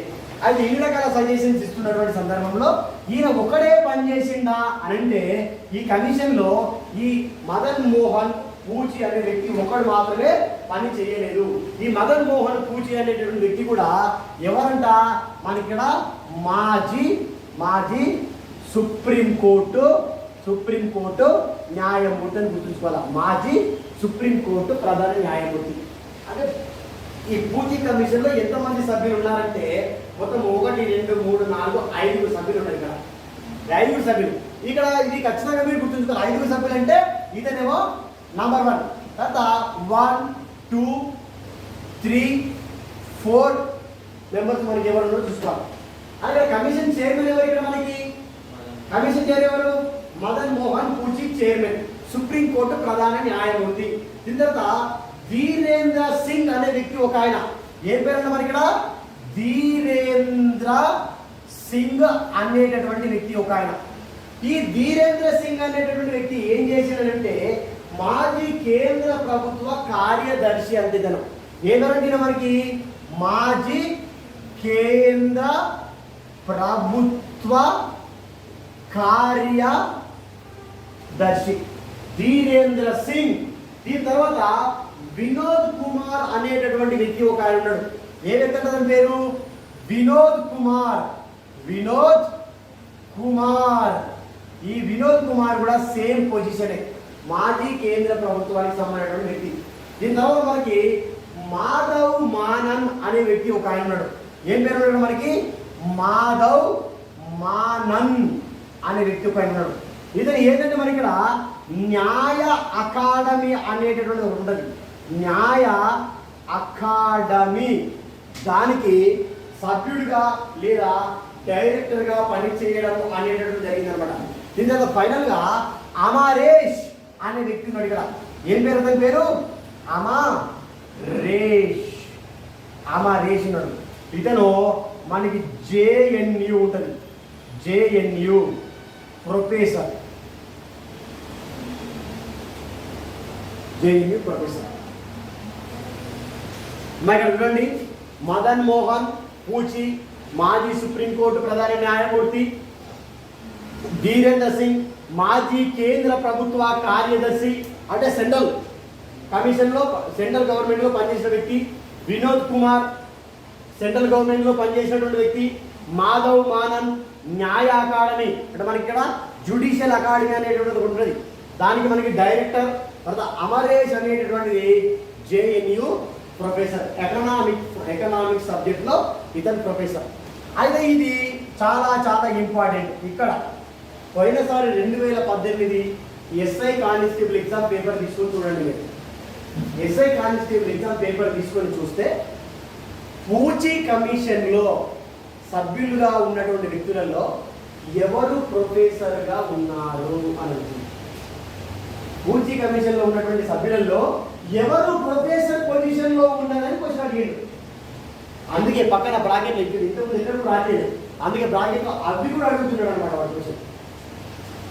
అంటే వాడు ప్రొఫెసర్గా పనిచేసినటువంటి వ్యక్తి పూచి కమిషన్లో ఎవరు అని అన్నాడు క్వశ్చన్. అమరేష్ అనేటువంటి వ్యక్తి పూచి కమిషన్లో ప్రొఫెసర్గా పని చేయడం జరిగిందనమాట. అంటే ఎకనామిక్స్లో సంబంధించి ఎకనామిక్స్ ప్రొఫెసర్ అనమాట. అంటే పోయినసారి అడిగిందంటే ఈ కమిషన్లో ఎంతమంది సభ్యులు ఉన్నారో మనకి తెలవాలా, వాళ్ళు ఏ పొజిషన్లో ఉన్నారో తెలవాలా. ఇక్కడ మీకు ఇక్కడ ఈ 2 మాత్రం అడగడానికి అవకాశం లేదు, ఎందుకంటే వాళ్ళిద్దరు సెంట్రల్ గవర్నమెంట్కి సంబంధించినటువంటి వాళ్ళు. ఇక్కడ ఒకవేళ అడుగుతాడు ఈసారి. Madhav Menon who's the judicial academy director, judicial academy director అని అంటున్నాం. మనకి ఈ పూచి కమిషన్లో ఉన్నటువంటి ఈ 5 సభ్యులలో ఎవరు న్యాయ అకాడమీకి జ్యుడిషియల్ అకాడమీకి డైరెక్టర్గా పనిచేశాడు అంటాడు. దాన్ని పేరిస్తాడు అంతే. జ్యుడిషియల్ అకాడమీకి ఎవరు ఉన్నారంటే వీళ్ళందరూ పేరిస్తే వీళ్ళందరిలో ఎవరు జ్యుడిషియల్ అకాడమీకి డైరెక్టర్గా పనిచేశారు? ఇక్కడ మాధవ్ మానన్ ఇక్కడ జ్యుడిషియల్ అకాడమీకి డైరెక్టర్గా పని చేయడం అనేటువంటిది జరిగిందనమాట. అది ఇక్కడ 2007లో కదా దీన్ని వేసింది అనగలమా? 2007లో కదా. 2007లో వేస్తే అది ఏం చేసిందంటే 2010లో తన యొక్క రిపోర్ట్ ఇచ్చింది. తన యొక్క రిపోర్ట్ అనేటటువంటిది ఇవ్వడం జరిగింది. ఆ రిపోర్ట్ ఇస్తే ఏం చేసిందంటే 1456 పేజీల నివేదికను సమర్పించిందంట. 1456 పేజెస్. అందులో 310 సజెషన్స్ ఇచ్చిందంట. 310 సజెషన్స్ ఇవ్వడం జరిగిందంట. ఆ సజెషన్స్లో ఆల్రెడీ మనకి తెలుసుకోవడం జరిగింది కదా.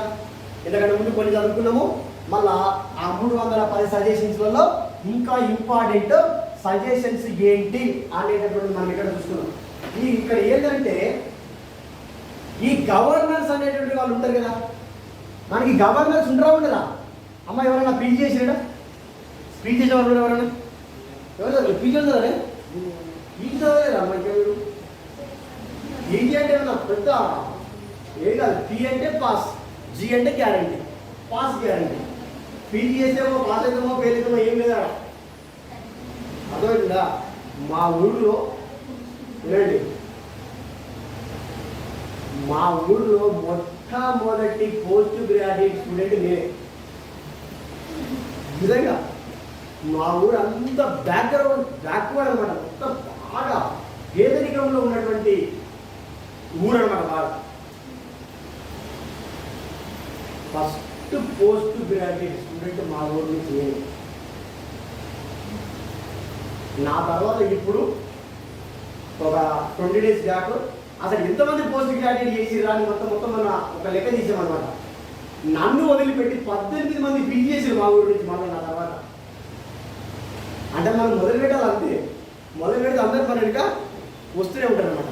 ఇప్పుడు మీ కుటుంబంలో నువ్వు ఒక్కడివి ఎంఆర్ఓ అయినావనుకో, ఇక ఎంఆర్ఓ అయితేనే ఉంటుంది, ఇక టకా అయితేనే ఉంటుంది. ఇక అంటే మనం ఇన్స్పిరేషన్గా పనిచేస్తాం వాళ్ళకి, అవునా కదా?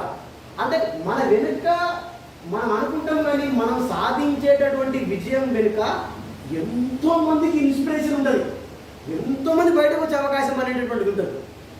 కాబట్టి హార్డ్ వర్క్ చేయాలి. మీకోసం కాకపోయినా మీ వెనుక ఉన్న మీ చిన్నమ్మ, పెద్దమ్మ, మీ చుట్టాలు, వాళ్ళ పిల్లలు, వీళ్ళ పిల్లలు, ఊరు పిల్లల కోసం మనం మీరు చేయాలి. మనల్ని చూసినప్పుడు వాళ్ళు అంటాడు, మనం కావాలరా అని మనకు అనిపిస్తాను కదా. ఒక మంచి పొజిషన్లో ఉన్నటువంటి వ్యక్తిని మనం చూసినప్పుడు మనకి ఖచ్చితంగా అనిపిస్తాను కదా, ఖచ్చితంగా అనిపిస్తుంది. చెప్పారు పొద్దున చెప్పారు కదా, మా మేడం నన్ను బాగా చేసిన పెట్టారు కదా, చెప్పేది రాత్రి ఫోన్ చేసింది నాకు. ఫోన్ చేసి నా ఫొటోస్ అన్నీ ఎప్పుడు పెడతా ఉంటారు, క్లాస్ ఫోటోస్ పెడతా ఉంటే నన్ను మించిపోయినా కూడా నువ్వు అనేది గురువుని మించిన శిష్యులు కావాలి కదా మేడం, అంతే కదా, గురువుని ఇచ్చిన శిష్యులు కావాలి కదా. అది ఒకటే నేనేమంటాను చెప్పన్నా, హార్డ్ వర్క్ మిమ్మల్ని ఎవడు ఆపలేడప్ప. మీరు ఒక్కసారి విజయం సంపాదిస్తే ఒక ఎమ్మెల్యే 500 సంవత్సరాలు సంపాదిస్తున్నాడు. మనం కనీసం ఒక 100 సంవత్సరాలకైనా సంపాదించాలి కదా, ఒక 100 సంవత్సరాలకైనా సంపాదించాలి కదా. వాడు ఏం చదువురాడు బిగురాడు ఎమ్మెల్యే సంపాదిస్తే మీరు గ్రాడ్యుయేట్స్ అయినటువంటి వ్యక్తులు మీరైనా సంపాదించాలి, ఒక 100 సంవత్సరాలకైనా సంపాదించాలి. మన కుటుంబం కోసము, మన ఫ్యామిలీ మెంబర్స్ కోసము మనం సంపాదించాలి. అంటే ఫైనాన్షియల్ క్రైసిస్ ఉండదు అప్పుడు మనలో. ఫర్ ఎగ్జాంపుల్ షాప్ పోతాం, మీరు పోగానే ఫస్ట్ అబ్బా షర్ట్ మంచిగా షర్ట్ అంటుంది, సారీ మంచిగా ఉంది, అది మంచిగా ఉంది అని చూస్తారు. చూడడానికి మంచిగా అనిపిస్తుంది, కానీ ఫస్ట్ ఏం చూస్తారు మీరు? దాని వెనుక ప్రైస్ చూస్తారు లేదా? మీకు బాగా నచ్చుతుంది అది. దాని మీద 5,000, అమ్మో 5,000 అమ్మ వద్దురా, నేను 5,000 పెట్టి 4,000 పడుతుంది నేను అని చెప్పేసి 5,000 పెట్టి పోయే బదులు రాదు 350, 450 పెట్టి కొనుక్కుంటాం లాస్ట్. అలాగే మనం అడ్జస్ట్ అవుతున్నామా లేదా? ఎన్ని దినాలు ఇంకా అడ్జస్ట్ ఈ జీవితం పాడు కాదు. మన అయ్యమ్మ అడ్జస్ట్ అవుతుంది, మన తాత ముత్తాత అడ్జస్ట్ అవుతుంది, మనము అడ్జస్ట్, మన పిల్లలు కూడా అడ్జస్ట్ కావాలి. ఇక అంటే కంటికి నచ్చిన బట్టలు కూడా వేసుకోలేనటువంటి స్థితిలో లేకపోతే ఏం వచ్చింది మనకి? అందుకే ఉద్యోగం సంపాదించాలి. ఎంఆర్ వైరనుకో ఈ అమ్మ ఇప్పుడు కాబట్టి 10 రోజుల జీతం అవసరం ఉంటుంది. మళ్ళీ వేరే దగ్గర 10,000 తీసుకొని బట్టలు కొనుక్కుంటారు, దీని రకాలకి ఇచ్చేస్తారు. ఇక ఒక ఏముంటుంది ఇక్కడ, ఒక ధీమా ఉంటుంది మరి. అదే ఈ పైసలు లేకపోతే కొనుక్కుందాం, అమ్మ లేకపోతే ఈఎంఐలో కొనుక్కుందాం, నెక్స్ట్ మంత్ కట్ అయిపోతాయి డబ్బు. అది దృష్టిలో ఉండాలి. సరే, ఇక్కడ మనకి ఇక్కడ ఏంటి, ఇక్కడ మనకి ఆ యూనివర్సిటీ పీజీ ఎందుకు వచ్చిందంటే యూనివర్సిటీస్ గురించి వచ్చింది. ఇక్కడ ఈ కండిషన్ ఏం చెప్పిందంటే మనకి ఇక్కడ ఈ యూనివర్సిటీస్ ఏవైతే ఉన్నాయో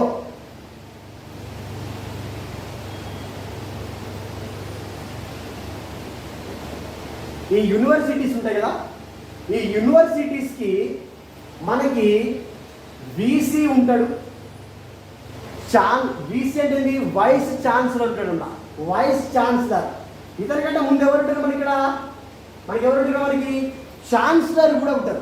ఛాన్సలర్ ఎవరు ఉంటారు చెప్పండి? ఛాన్సలర్గా గవర్నర్ ఉంటాడు. మన రాష్ట్ర ప్రభుత్వాలు, మన ఉస్మానియా యూనివర్సిటీ, కాకతీయ యూనివర్సిటీ, ఎన్ని యూనివర్సిటీస్ ఉన్నాయి కదా, అదే కదా, ఈ యూనివర్సిటీస్ అందరికి, అన్ని యూనివర్సిటీస్కి కూడా ఎవరు ఛాన్సలర్గా ఉంటారంట? గవర్నర్ ఛాన్సలర్గా ఉంటారు.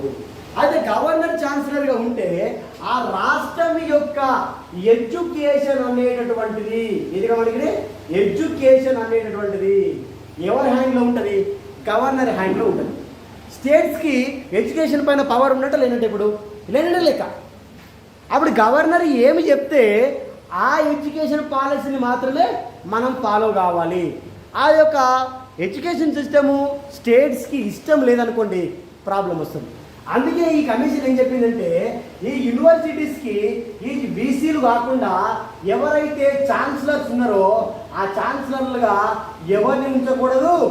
గవర్నర్స్ ఎవరైతే ఉన్నారో వాళ్ళని అపాయింట్ చేయకూడదు. చేయకపోతే ఎడ్యుకేషనల్ రిలేషన్షిప్ అనేటువంటి చాలా బాగుంటాయి. బుచ్ కమిషన్ ఏం చెప్పింది? ఇప్పటికి ఉన్నలే, అది ఫాలో కాలేదు. అంటే ఎడ్యుకేషన్లో యూనివర్సిటీస్కి ఛాన్సలర్గా గవర్నర్లు ఉంటారు, గవర్నర్లని అపాయింట్ అనేటటువంటిది చేయకూడదు అనేటువంటి విషయాలు అక్కడ తెలియజేయడము అనేటటువంటిది జరిగిందన్నమాట. ఇది దీనికి సంబంధించినటువంటి స్టోరీ. దీని తర్వాత మళ్ళీ మనకి ఇక్కడ ఏం తెలియజేయడం జరిగిందంటే, ఈ రక్షణ వ్యవస్థ ఏదైతే ఉంటుందో దాన్ని స్టేట్స్కి ఇండిపెండెంట్ పవర్స్ ఇవ్వాలి. స్టేట్స్కి ఎంత ఇండిపెండెంట్ పవర్స్ ఉంటాయో సెంట్రల్కి కూడా అంత ఇండిపెండెంట్ పవర్స్ ఉంటే ఇతని మొదలు ఏమవుతుందంట? రిలేషన్షిప్ అనేటటువంటిది చాలా చాలా బాగా ఉంటుంది అని వీళ్ళు సజెషన్స్ చేయడం అనేటటువంటి జరిగిందంట. చేసిర్రు కానీ దేన్ని కూడా గవర్నమెంట్ ఫాలో కాలేదు. దేన్ని కూడా గవర్నమెంట్ అంట ఫాలో కాలేదట. ఇప్పుడు ఎన్ని అయిపోయింది మనకి? అయిపోయింది. తర్వాత ఇక్కడ 8వది ఏంటంటే మనకి ఫస్ట్ దాన్ని ఏమన్నా మనము ఫస్ట్ అడ్మినిస్ట్రేటివ్, చెప్పండి. ఫస్ట్ షార్ట్ కట్ చెప్పినా కదా, షార్ట్ కట్లు ఏం చెప్పినా చెప్పండి. F administrative, first administrative. FA R అంటే రిఫార్మేషన్ కమిషన్ అన కదా. అది ఇక్కడ ఏంటంటే S second administrative reform commission అంటుందని మనం. రెండవ పరిపాలన సంస్కరణల కమిషన్. ఫస్ట్ మొదటి పరిపాలన సంస్కరణల కమిషన్ కదా. ఇది 8వది ఏంటంట? రెండవ ఇక్కడ మనల్ని క్వశ్చన్ అడుగుతారు. రెండవ పరిపాలన సంస్కరణల commission, second administrative reforms commission అని అడుగుతాడు. అవునా కదా? అయితే ఫస్ట్ రిఫార్మేషన్ అయిపోగానే ఎమ్మటే సెకండ్ రిఫార్మేషన్ వచ్చిందా? రాలే. మధ్యలో ఎంత గ్యాప్ ఉంది మనకి? ఇక్కడ దాదాపు ఒక 6 కమిషన్స్ మధ్యలో వచ్చినాయి. మనల్ని ఇక్కడ మిస్ చేస్తాడు. మిస్ కమిషన్ ఏం చేస్తాడంటే, ఫస్ట్ అడ్మినిస్ట్రేటివ్ రిఫార్మ్ కమిషన్ ఎప్పుడు ఏర్పడ్డది, సెకండ్ అడ్మినిస్ట్రేటివ్ రిఫార్మ్ కమిషన్ ఎప్పుడు ఏర్పడ్డది అని అడుగుతారు. ఫస్ట్ అడ్మినిస్ట్రేటివ్ రిఫార్మ్ కమిషన్ ఎప్పుడు ఏర్పడింది? 1966లో ఏర్పాటు కావడము అనేటటువంటి జరిగిందన్నమాట. అది కూడా ఈ సెకండ్ ఇదేంటంటే ఈ సెకండ్ అడ్మినిస్ట్రేటివ్ రిఫార్మ్ కమిషన్ అనేటటువంటిది ఎప్పుడు ఏర్పడింది మనకంటే 2005లో ఏర్పాటు కావడం జరిగింది. మనల్ని అక్కడ మిస్గైడ్ చేస్తారు. వాళ్ళు మిస్గైడ్ ఎట్లా చేస్తారంటే, మొదటి అనగా ఫస్ట్ అడ్మినిస్ట్రేటివ్ రిఫార్మ్ కమిషన్ ఎప్పుడు ఏర్పడింది? 1966లో ఏర్పడింది అనగదమ్మా. సెకండ్ అడ్మినిస్ట్రేటివ్ రిఫార్మ్ కమిషన్ ఎప్పుడు ఏర్పడ్డదని క్వశ్చన్ అడుగుతారు. ఎప్పుడు ఏర్పడ్డదని ఏమి ఇస్తారు చెప్పన్నా? దానికి ఎమ్మటే ఉన్నటువంటి ఇయర్స్ ఇస్తారు. ఇక కంటిన్యూ ఇయర్స్ ఇస్తారు. ఇక అంతే కంటిన్యూ ఇయర్స్ మనం అనుకుంటాం. అది ఫస్ట్ అయిపోయింది కాబట్టి ఫస్ట్ అందరూ సెకండ్ ఉంటుంది. ఇంకేముంది ఇక? కదా, ఫస్ట్ అయిపోయినా సెకండ్ కదా, ఇంకా వేరే లేదు కదా. ఇక అవును మనం అనుకుంటాము ఫస్ట్ ఈ ఇయర్ నుంచి ఈ ఇయర్ వరకు. ఎగ్జాంపుల్ ఇక్కడ ఈ ఇయర్ నుంచి ఒక 68 వరకు ఫస్ట్ రిఫార్మేషన్ ఉందనుకోండి. సెకండ్ రిఫార్మేషన్ ఎప్పుడు అని అనుకుంటాం మనము? 68 నుంచి 70 వరకు 78 వరకు అనుకుంటాం. ఆన్సర్ అదే పెట్టిస్తాం. ఫస్ట్ అయిపోగానే ఏమంటే సెకండ్ అనుకుంటాం, అక్కడ మిస్గైడ్ అవుతాం మనం. ఫస్ట్ రిఫార్మేషన్ కమిషన్ అనేటువంటిది ఇప్పుడు ఏర్పాటు అయితే ఎమ్మటే రాలే. సెకండ్ రిఫార్మేషన్ కమిషన్ ఎప్పుడు వచ్చిందంట? 2005లో వచ్చిందంట. అయితే క్వశ్చన్ అడుగుతాడు, ఫస్ట్ రీఫార్మేషన్ కమిషన్ అనేటటువంటిది మొరార్జీ దేశాయ్ గారి ఆధ్వర్యంలో ఏర్పడితే, సెకండ్ రీఫార్మేషన్ కమిషన్ ఏర్పడినప్పుడు కేంద్రంలో ఏ గవర్నమెంట్ ఉంది అని క్వశ్చన్ అడుగుతాడు. కేంద్రంలో ఏ గవర్నమెంట్ ఉంది? ఫస్ట్ రిఫార్మేషన్ కమిషన్ ఏర్పడినప్పుడు మొరార్జీ దేశాయ్ ఏ గవర్నమెంట్? కాంగ్రెస్ గవర్నమెంట్ అనే కదా. 2005లో ఎవరు ప్రధానమంత్రి అప్పుడు? విపి సింగ్, పివి నరసింహారావు.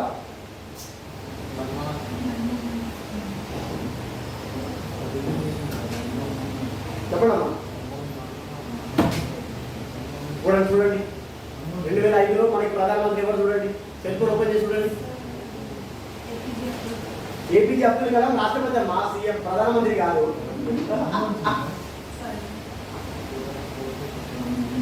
ఓపెన్ చేయండి 2005 పిఎం అని కొట్టండి. 2005 కొద్దిగా డ్యాన్స్ ఇచ్చి పిఎం అని కొట్టండి, వచ్చేస్తుంది పేరు. ఇటువంటి కూడా మనం జబర్దస్తులు ఆ మీకు టక్కా చేస్తాయి అవన్నీ.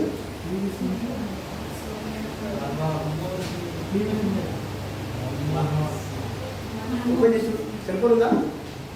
ఏం చూసావు? 2005 2005 ఇండియన్ గవర్నమెంట్ పిఎం అని కొట్టు, వచ్చింది మన్మోహన్ సింగ్. 2 సార్లు ఆయన. అతను ఏమంటే తెలుసా? మన్మోహన్ సింగ్ అని మౌన వ్రతానికి పెట్టిన పేరు అంటే అతను అదే మాట్లాడాడు. ఇప్పుడు చూసినప్పుడు నడిచినప్పుడు మాట్లాడాడు, గడబడి మాట్లాడినట్టు ఎప్పుడన్నా మాట్లాడి గట్టిగా మాట్లాడినట్టు ఎప్పుడన్నా చూసినా మన అతని అసలు ఎప్పుడు సూర్యగాంధీ చెప్తారు అంటే ఓకే తలకాయ ఓకే. కానీ మంచి అడ్మినిస్ట్రేటర్, అతను మంచి అడ్మినిస్ట్రేటర్ అనే కదా. మనకి క్వశ్చన్ ఏ విధంగా అడగడానికి అవకాశం ఉంది అంటమ్మా, ఫస్ట్ రీఫార్మేషన్ కమిషన్కి రిలేషన్ ఉన్నటువంటి ప్రధానమంత్రి, సెకండ్ రీఫార్మేషన్కి రిలేషన్ ఉన్నటువంటి ప్రధానమంత్రుల పేర్లు అడుగుతాడు. కాబట్టి ఇప్పుడు సెకండ్ రీఫార్మేషన్కి ఎవరు? మన్మోహన్ సింగ్ మనకి ఎవరు మీద అక్కడ ప్రధానమంత్రిగా పనిచేయడం అనేది జరుగుతూ ఉంది. అయితే ఇక్కడ ఈ ప్రధానమంత్రి గారు ఇక్కడ ఉన్నప్పుడు మనకి ఇక్కడ ఏమైతే ఉందంటే, ఈ 2005లోనంట మనకి ఒక వ్యక్తిని అడగడ, ఎవరు? వీరప్ప మేయిలి అంట మన వాళ్ళందరూ. వీరప్ప మేయిలి ఆధ్వర్యంలో 2005 సంవత్సరంలో ఏ నెలలో? ఆగస్టు మంత్లో దీన్ని ఏర్పాటు చేయడము అనేటటువంటి జరిగిందన్నమాట. ఆగస్టు మంత్లో 5వ తారీఖు రోజుననే, ఆగస్టు 5వ తారీఖు 2005 మళ్ళీ ఆగస్టు 5వ తారీఖు రోజున దేన్ని ఏర్పాటు చేయడం జరిగింది? సెకండ్ అడ్మినిస్ట్రేటివ్ రిఫార్మ్ కమిషన్ ఏర్పాటు చేయడం జరిగింది. ఎవరు ఆధ్వర్యంలో ఏర్పాటు చేశారంట? వీరప్ప మెయిల్ ఆధ్వర్యంలో ఏర్పాటు చేసినారు. ఇక అందులో ఉన్నటువంటి సభ్యులు రావాలి మనకి. సభ్యులు ఎంతమంది ఉన్నారు? మెంబర్స్ ఎంతమంది మెంబర్స్ ఉన్నారంటే ఇక్కడ మనకి మొత్తము ఈ వీరప్ప మెయిల్తో పాటు 5 మెంబర్స్ ఉన్నారనమాట. వీరప్ప మెయిల్తో పాటు ఎంతమంది మెంబర్స్ ఉన్నారు? మనకి ఇక్కడ 5 వ్యక్తులు ఉన్నారు. ఇక్కడ మనకి ఎంతమంది వ్యక్తులు ఉన్నారు? ఇక్కడ 5 వ్యక్తులు ఉన్నారు. ఇంతకంటే ముందు దాంట్లో ఎంతమంది వ్యక్తులు ఉన్నారు? 5 మెంబర్స్. ఇక్కడ ఒక వ్యక్తి పెరగడం జరిగింది. మనకు ఆల్రెడీ చైర్మన్ పేరు వచ్చేసింది. ఎవరు చైర్మన్ అక్కడ మనకి? వీరప్ప మెయిల్. దీని తర్వాత రామచంద్రన్ జయప్రకాష్ నారాయణ. ఇక్కడ ఏంటి? ఇక్కడ మనకి రామచంద్రన్ ఏదమ్మా జయ ప్రకాష్ నారాయణ. ఎంతమంది అయినా ఇప్పుడు ఈ సమిషన్లో కమిటీలో మెంబర్స్? వీరప్ప మెయిల్ ఒక మెంబరు, దానికి చైర్మన్, తర్వాత రామచంద్రన్, తర్వాత జయప్రకాష్ నారాయణ, తర్వాత వనితా రాయ్ ఏహెచ్ కరా. ఏంటంటే మన ఇక్కడ వనిత రాయ్, తర్వాత ఏహెచ్ కరా అనేటువంటి వనితా రాయ్ మరియు ఏహెచ్ కరా, తర్వాత డాక్టర్ ఏపీ ముఖర్జీ.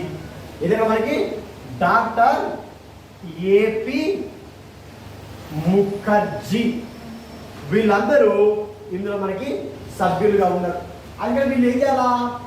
కొన్ని రకాల సజెషన్స్ అనేటటువంటివి ఇవ్వాలి. ఈ సజెషన్స్ ఇవ్వాలి అంటే ఈ సజెషన్స్ ఇవ్వడం అనేది జరిగింది. ఈ సజెషన్స్ ఏమని ఇవ్వడం జరిగిందంటే, అసలు కేంద్ర ప్రభుత్వానికి రాష్ట్ర ప్రభుత్వానికి సమస్యలు రావడానికి ప్రధానమైనటువంటి కారణము గవర్నర్స్ అని చెప్పింది. ఏం చెప్పింది? మొత్తం ప్రధానమైనటువంటి కారణం ఏంటంటే మనకి గవర్నర్స్ మోనార్కిజం అని కదా. మోనార్కి అంటే నేను చెప్పిందే వేదం అని గవర్నర్లు ప్రవర్తించడం వల్లనే ఏమొచ్చింది? స్టేట్ అండ్ సెంట్రల్ రిలేషన్షిప్స్కి ప్రాబ్లమ్స్ వస్తున్నాయి. దీని తర్వాత రెండోది ఏంటి మనకి? ఫైనాన్స్. బడ్జెట్ అంటే మనం బడ్జెట్ అయినా ఆర్థిక విధానం. ఫైనాన్స్ అంటే కేంద్ర ప్రభుత్వానికి రాష్ట్ర ప్రభుత్వానికి అసలు సమస్యలు రావడానికి ప్రధాన కారణం ఏంటంటే ఆర్థిక వనరులు, లేకపోతే ఫైనాన్స్, ఆర్థిక విధానం అని చూసుకోవాలి. దీని తర్వాత మళ్ళా మూడోది మనకి ఇక్కడ ఏంటంటే మనకి సెంట్రల్ ఫోర్స్ ఉంది కదా. సెంట్రల్ ఫోర్స్ ఉందా లేదా? సెంట్రల్ ఫోర్స్ ఎన్ని రకాలు ఉంటుందమ్మా? 3 టైప్స్. సెంట్రల్ ఫోర్స్ ఎన్ని రకాలు ఉంటుంది? Air force, army and navy. ఇక్కడ ఏముంటుంది మనకి? ఇక్కడ ఎయిర్ ఫోర్స్ ఉంటుంది, ఆర్మీ ఉంటుంది, దాని తర్వాత నేవీ ఉంటుంది. నేవీ అయితే రాలేదు. ఇక్కడ మనకి ఇక్కడ ఆర్మీ, ఎయిర్ ఫోర్స్ కూడా మనకి రాదు. ఎవరు రాజ్యంలోకి రావాలంటే ఎవరు రావాలి? ఇక్కడ ఆర్మీ వాళ్ళే మన దగ్గరికి రావాల్సిందే. అంటే ఇంకొక సమస్య, సెంట్రల్ గవర్నమెంట్కి స్టేట్ గవర్నమెంట్కి రిలేషన్స్లో ప్రాబ్లం వచ్చే సమస్య ఏంటంటే కేంద్ర ప్రభుత్వ సైన్యాలు రాష్ట్రాల అనుమతి లేకుండా రాష్ట్రంలోకి వస్తున్నాయి. Without permission of the state governments, central force come inside to the states. అని మనకి స్టేట్ ఇన్సైడ్లోకి వచ్చేస్తున్నాయి అనమాట, వితౌట్ పర్మిషన్ తోటే. అట్లా వస్తే ఏమవుతుందంటే స్టేట్స్కి చెడ్డ పేరు వచ్చే అవకాశం ఉంటుంది. వేరే స్టేట్స్ మనల్ని అబ్జర్వ్ చేస్తూ ఉంటారు. ఎగ్జాంపుల్, ఇప్పుడు మన ఇంటికాడ రోజు 2 పోలీసులు ఉన్నారు అనుకోండి, మన ఇంటి దగ్గర 2 పోలీసులు నిలబడ్డారు అనుకోండి, పక్క వాళ్ళు చూసుకొని ఏమనుకుంటారు? అమ్మా ఇంట్లో దొంగలు పడుతున్నారా, లేకపోతే ఇంట్లో ఏమైనా ప్రాబ్లం వచ్చిందా? చూసే వాళ్ళకి ఏమవుతుంది? రాంగ్ గైడ్లైన్స్ పోతూ ఉంటాయి. అంటే మనకి సెంట్రల్ ఫోర్స్ మన స్టేట్లో ఉంటే ఈ స్టేట్ అడ్మినిస్ట్రేషన్ బాగలేదేమో, అందుకే వీళ్ళు ఇక్కడికి వచ్చినారు అని చెప్పేసి వేరే వాళ్ళు చూసి మాట్లాడుతుంటారు మన గురించి. అప్పుడు మన అడ్మినిస్ట్రేషన్ చెడ్డ పేరు వస్తుంది. అని మనం కోరితే, మనం రమ్మని పిలిస్తే it is no problem. But without invitation it is not. Invitation లేకుండా పిలువని పేరు అంటే నీకు ఎట్లుంటుంది? పిలువని పేరు అంటే పోతే మనకి ఏమన్నా మర్యాద ఇస్తారా? ఏమన్నా పిలుపురావాలి అంటారా? అలాగా వచ్చినవా, పిలవలేదు అనుకో, పోగలా వచ్చినవా, అలా మాట్లాడు అబ్బాయి నీకు వెళ్ళదు కదా, ఎందుకు వచ్చిందా అని అనుకుంటాడు. ఇక అని అలా ఉండే తినేసిపోమంటారు. ఇక వచ్చి పెట్టిన వాళ్ళకి వాడు పిలిచిండనుకో పేరెంటానికి మనకు కడుపు చేయబెట్టుకో, చూస్తాకో అద్దాలతో ఇద్దరితో అద్దాలతో ఆ మర్యాద వేరే ఉంటాయి. కానీ ఆ విధంగా పిలువని పేరెంటానికి వెళ్ళేది ఏంటంటే మనకి ఇక్కడ మా వాడకండి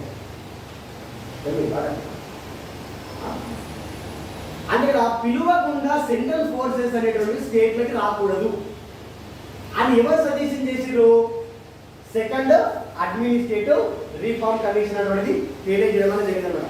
దీని తర్వాత మనకి ఇక్కడ ఏముంటుందంటే మీడియా అనేటటువంటిది ఏదైతే ఉందో, ఇది మనకి ఇక్కడ మనకి మీడియా ఏదైతే ఉందో ఆ మీడియాని మనం ఏం చేయొద్దంట, ఏం చేయదు, మిస్యూజ్ అనేటటువంటిది చేయకూడదు.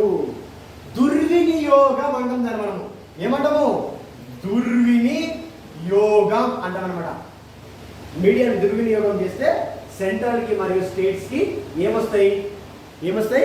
రిలేషన్షిప్ ప్రాబ్లమ్స్ వస్తాయి. ఆ ప్రాబ్లమ్స్ రాకుండా ఉండాలంటే మీడియా అనేటటువంటిది కూడా ఏం చేయకుండా ఉండాలా? దుర్వినియోగం, అన్నెసెసరీ న్యూస్ని అది ప్రచారం చేయకుండా ఉండాలి అని చెప్పేసి ఎవరు చెప్పారమ్మా? ఎవరు చెప్పారు? సెకండ్ అడ్మినిస్ట్రేటివ్ రిఫార్మ్ కమిషన్ చెప్పింది. ఎంతమంది సభ్యులు ఉన్నారు అందులో మొత్తము? How many members? Part of the second administrative reform commission 6 members. Who is the chairman? Veerappa Moily. Another members 5 members. చూసుకోవాలి. ఆ 5 members ఎవరెవరు ఏందని మీరు ఇక్కడ ఖచ్చితంగా చూసుకోవాల్సిందే.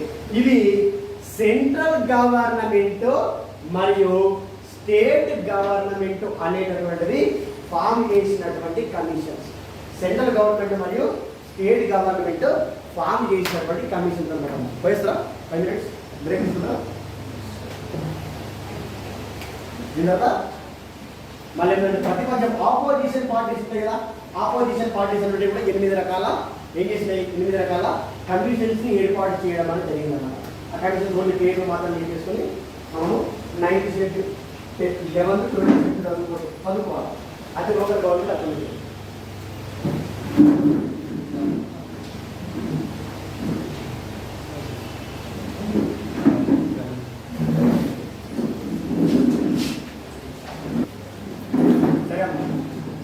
ఇప్పుడు వరకు మనం ఏం చూసుకున్నాము,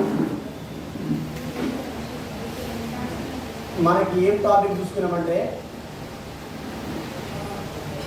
కేంద్ర రాష్ట్ర సంబంధాలు చూసుకున్నాం అవునా కదా. దాని తర్వాత ఈ కేంద్ర రాష్ట్ర సంబంధాలలో ఏమున్నాయి, ఇక్కడ మనకి సమస్యలు ఉన్నాయి. ఏమున్నాయి మనకి ఇక్కడ సమస్యలు ఉన్నాయి. ఈ సమస్యలకు గవర్నమెంట్ ఏం చేసింది, అనేక రకాల కమిటీలు ఏర్పాటు చేసింది. ఆ కమిటీలలో మనం ఇప్పుడు ఎన్ని రకాల కమిటీలను చూసుకున్నాం చెప్పండి. ఇది కేంద్ర ప్రభుత్వం ఏర్పాటు చేసినటువంటి కమిటీలు. నంబర్ 1 ఏం చూసుకున్నాం చెప్పండి అమ్మా. ఫస్ట్ అడ్మినిస్ట్రేటివ్ రిఫార్మ్స్ కమిషన్ చెప్పండి. రెండోది ఏంది, రాజా మన్నార్ కమిటీ తీసుకున్నాం చెప్పండి. మూడోది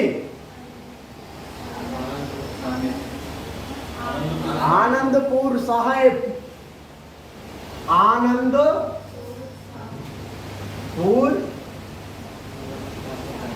సాహెబ్. ఫోర్త్ది పశ్చిమ బెంగాల్. ఓకే. ఐదోది గాడ్గిల్ ఫార్ములా, అంతేనా, అంతే కదా. ఓకే ఓకే అమ్మా, గాడ్గిల్ ఫార్ములా. ఆరోది Sarkaria commission. Okay, very good. Sarkaria commission. ఏడోది పూచి కమిషన్, మదన్ మోహన్ పూచి.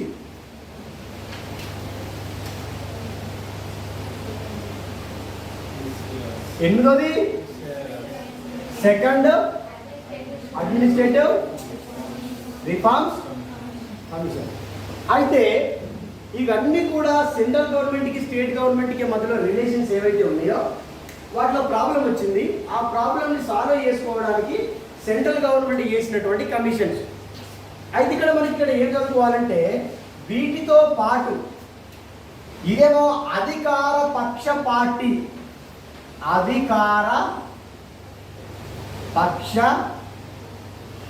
పార్టీ వేసినటువంటి కమిటీ. ఒకటి ఆథరైజ్ గవర్నమెంట్ ఉందంటే ఒకటి ఆపోజిషన్ గవర్నమెంట్ కూడా ఉంటుంది. ఉంటుందా ఉండదా? ఆపోజిషన్ గవర్నమెంట్ మనం ఏమంటాము, మనము ప్రతిపక్ష పార్టీలు అంటాం అనమాట. ఆపోజిషన్లో ఉన్నటువంటి వాటిని ఏమంటాము, ప్రతిపక్ష పార్టీలు అంటాం. అది నంబర్ 1. ఇక్కడ ఇంకోటి ఏంటంటే మనకి ఇక్కడ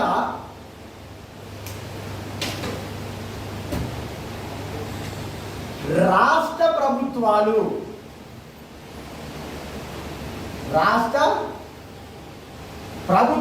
కూడా కేంద్ర ప్రభుత్వానికి రాష్ట్ర ప్రభుత్వానికి మధ్యలో ఏవైతే ఉంటాయో ఆ సమస్యలను పరిష్కరించుకోవడానికి కొన్ని కమిషన్స్ని వేయడం అనేది జరిగిందనమాట. వాటిని మనం ఏమంటున్నాం ఇక్కడ, రాష్ట్ర ప్రభుత్వాలను ఏమంటున్నాం ఇక్కడ మనం అంటే ప్రతిపక్ష పార్టీలు అంటున్నాం. ప్రతిపక్ష పార్టీలు అంటున్నాం. ప్రతిపక్ష పార్టీలో రాష్ట్రంలో ఉంది, కేంద్రంలో కాంగ్రెస్ గవర్నమెంటే ఉంది. కేంద్రంలో ఉన్నటువంటి కాంగ్రెస్ గవర్నమెంట్కి ఆపోజిషన్ గవర్నమెంట్ ఏంటి, స్టేట్ గవర్నమెంట్స్ ఆపోజిషన్ గవర్నమెంట్లు అని చెప్పేసి మనం అక్కడ అనుకుంటాం అనమాట. అదే ఈ ప్రతిపక్ష పార్టీలు అనేటటువంటిది కూడా అనేక రకాల తీర్మానాలు చేయడము అనేటటువంటిది జరిగింది. అనేక రకాల కమిషన్స్ని ఏర్పాటు చేయడం జరిగింది. అనేక రకాల మీటింగ్స్ని పెట్టుకోవడము అనేటటువంటిది జరిగింది. దేని నిమిత్తము, central and state government relationships కోసం అని చెప్పేసి మీరు ఇక్కడ గుర్తుంచుకోవాలి.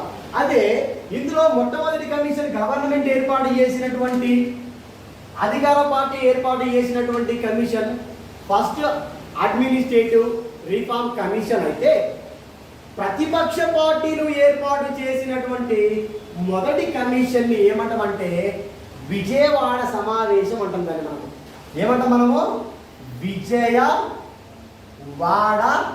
కాన్ఫరెన్స్. దాన్ని మనం ఏమంటాము? విజయవాడ కాన్ఫరెన్స్ అని అంటాం. ఎప్పుడు ఈ విజయవాడ కాన్ఫరెన్స్ అంటే 1983. 1983లో విజయవాడ కాన్ఫరెన్స్ అనేటటువంటిది జరిగిందట. ఆ కాన్ఫరెన్స్కి అనేక రకాల ప్రతిపక్ష పార్టీలు అనేటటువంటిది అటెండ్ కావడం అనేది జరిగింది. అయితే క్వశ్చన్ వస్తుంది, ఏమని క్వశ్చన్ వస్తుందంటే, ఈ విజయవాడ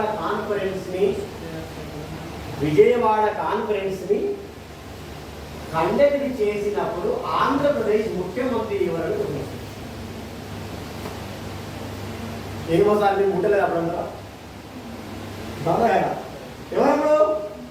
ఎన్టీ రామారావు గారు. అప్పుడు మనకి సీఎం ఎవరు? ఇక్కడ మనకి విజయవాడ సమావేశం గురించి మనం చదువుకుంటున్నాము. ఈ విజయవాడ సమావేశం ఎప్పుడు జరిగింది? 1983లో జరిగింది. ఈ విజయవాడ సమావేశాన్ని ఏర్పాటు చేసింది ఎవరు? నందమూరి తారక రామారావు. అది అపోజిషన్ పార్టీ కదమ్మా, ప్రతిపక్ష పార్టీలు అంటున్నాం కదా.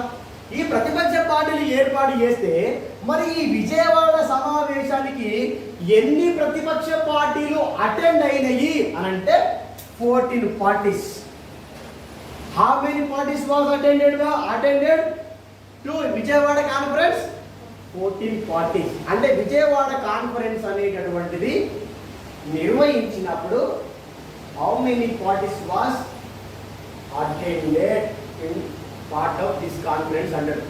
14 ప్రతిపక్ష పార్టీలు అనేటటువంటి జరిగిందన్నమాట.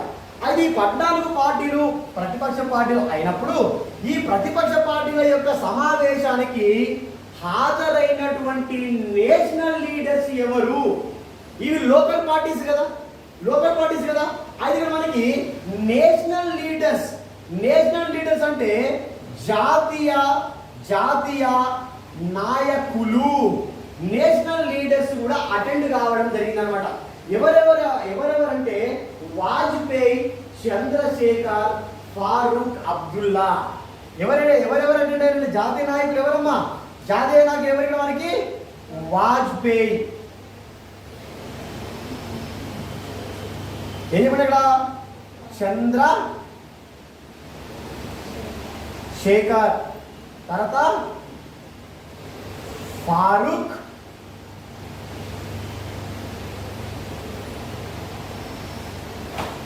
అబ్దుల్లా. ఇక్కడ దీన్ని ఏమంటాం మనం? ఇక్కడ మనము విజయవాడ సమావేశం అని అంటున్నాం. అంటే మనకి ప్రతిపక్ష పార్టీలు ఏర్పాటు చేసినటువంటి సమావేశాలలో మొట్టమొదటి సమావేశం ఏది? ఇక్కడ మనకి Vijayawada conference is the first conference under of the opposition parties. అవునా కదమ్మా? ఎన్ని పార్టీలు అటెండ్ అయినాయి దీనికి? 14 పార్టీస్ అటెండ్ అయినాయి. ఎవరి ఆధ్వర్యంలో అటెండ్ అయినాయి? ఎన్టీఆర్ గారి ఆధ్వర్యంలో అటెండ్ అయినాయి. ఎన్ని పార్టీలు? 14 పార్టీలు. మరి 14 పార్టీలు కలిసి ఒక విజయవాడ కాన్ఫరెన్స్ ని నిర్వహించుకున్నప్పుడు 1983లో నేషనల్ లీడర్స్ ఎవరెవరు అటెండ్ అయ్యింది ఇక్కడ అంటే మిగతా పార్టీల పేర్లు ఇచ్చింది అంతే. 14 పార్టీస్ పేర్లు ఇచ్చారు అంతే. మన ఎన్టీఆర్ గారి పేరు తెలుసు, 14 పార్టీలు అని తెలుసు అంతే. కానీ ఇక్కడ నేషనల్ లీడర్స్ పేరు మెన్షన్ చేసింది కాబట్టి విజయవాడ సమావేశానికి హాజరు అయిన నేషనల్ లీడర్స్ ఎవరు? నేషనల్ లీడర్స్ లో ఎవరు లేరు అంటాడు. విజయవాడ కాన్ఫరెన్స్ కి హాజరు అయినటువంటి వ్యక్తులలో లేని నేషనల్ లీడర్ అంటాడు. లేని వ్యక్తిని గుర్తించాలంటే ఉన్నోడు తెలవాలి. ఉన్నవాళ్ళు ఎవరెవరు? మనకి ఇక్కడ వాజ్పేయి ఉన్నాడు, చంద్రశేఖర్ ఉన్నాడు, ఫారూక్ అబ్దుల్లా ఉన్నాడు. వీరు ముగ్గురు జాతీయ నాయకులు విజయవాడ కాన్ఫరెన్స్ కి అటెండ్ అయినారు. విజయవాడ కాన్ఫరెన్స్ ఎన్టీఆర్ ఆధ్వర్యంలో జరిగింది. 14 పార్టీలు అటెండ్ అయినాయి. అందులో జాతీయ నాయకులు వీళ్ళు చాలా నిర్ణయాలు తీసుకొని ఈ 14 పార్టీలు అంటే 14 రాష్ట్రాల నుండి వచ్చినాయి. ఎన్ని రాష్ట్రాల నుంచి వచ్చినాయండి? 14 రాష్ట్రాలు. ఈ రాష్ట్రాలన్నీ కూడా మనము కేంద్ర ప్రభుత్వంతో ఎలాంటి సంబంధం పెట్టుకుంటే పరిపాలన విధానము చాలా బాగుంటుంది. సెంట్రల్ గవర్నమెంట్కి స్టేట్స్ గవర్నమెంట్కి హెల్తీ రిలేషన్షిప్స్ అనేటటువంటివి ఉండాలా. ఎలాంటి రిలేషన్షిప్స్ ఉండాలా? హెల్తీ రిలేషన్షిప్, ఆరోగ్యకరమైన అంటే మంచి రిలేషన్షిప్స్ అనేటటువంటిది ఉండాలి. అంటే కేంద్ర ప్రభుత్వానికి రాష్ట్ర ప్రభుత్వానికి సత్సంబంధాలు ఉంటే మాత్రమే సమస్య పరిష్కారం అవుతుంది.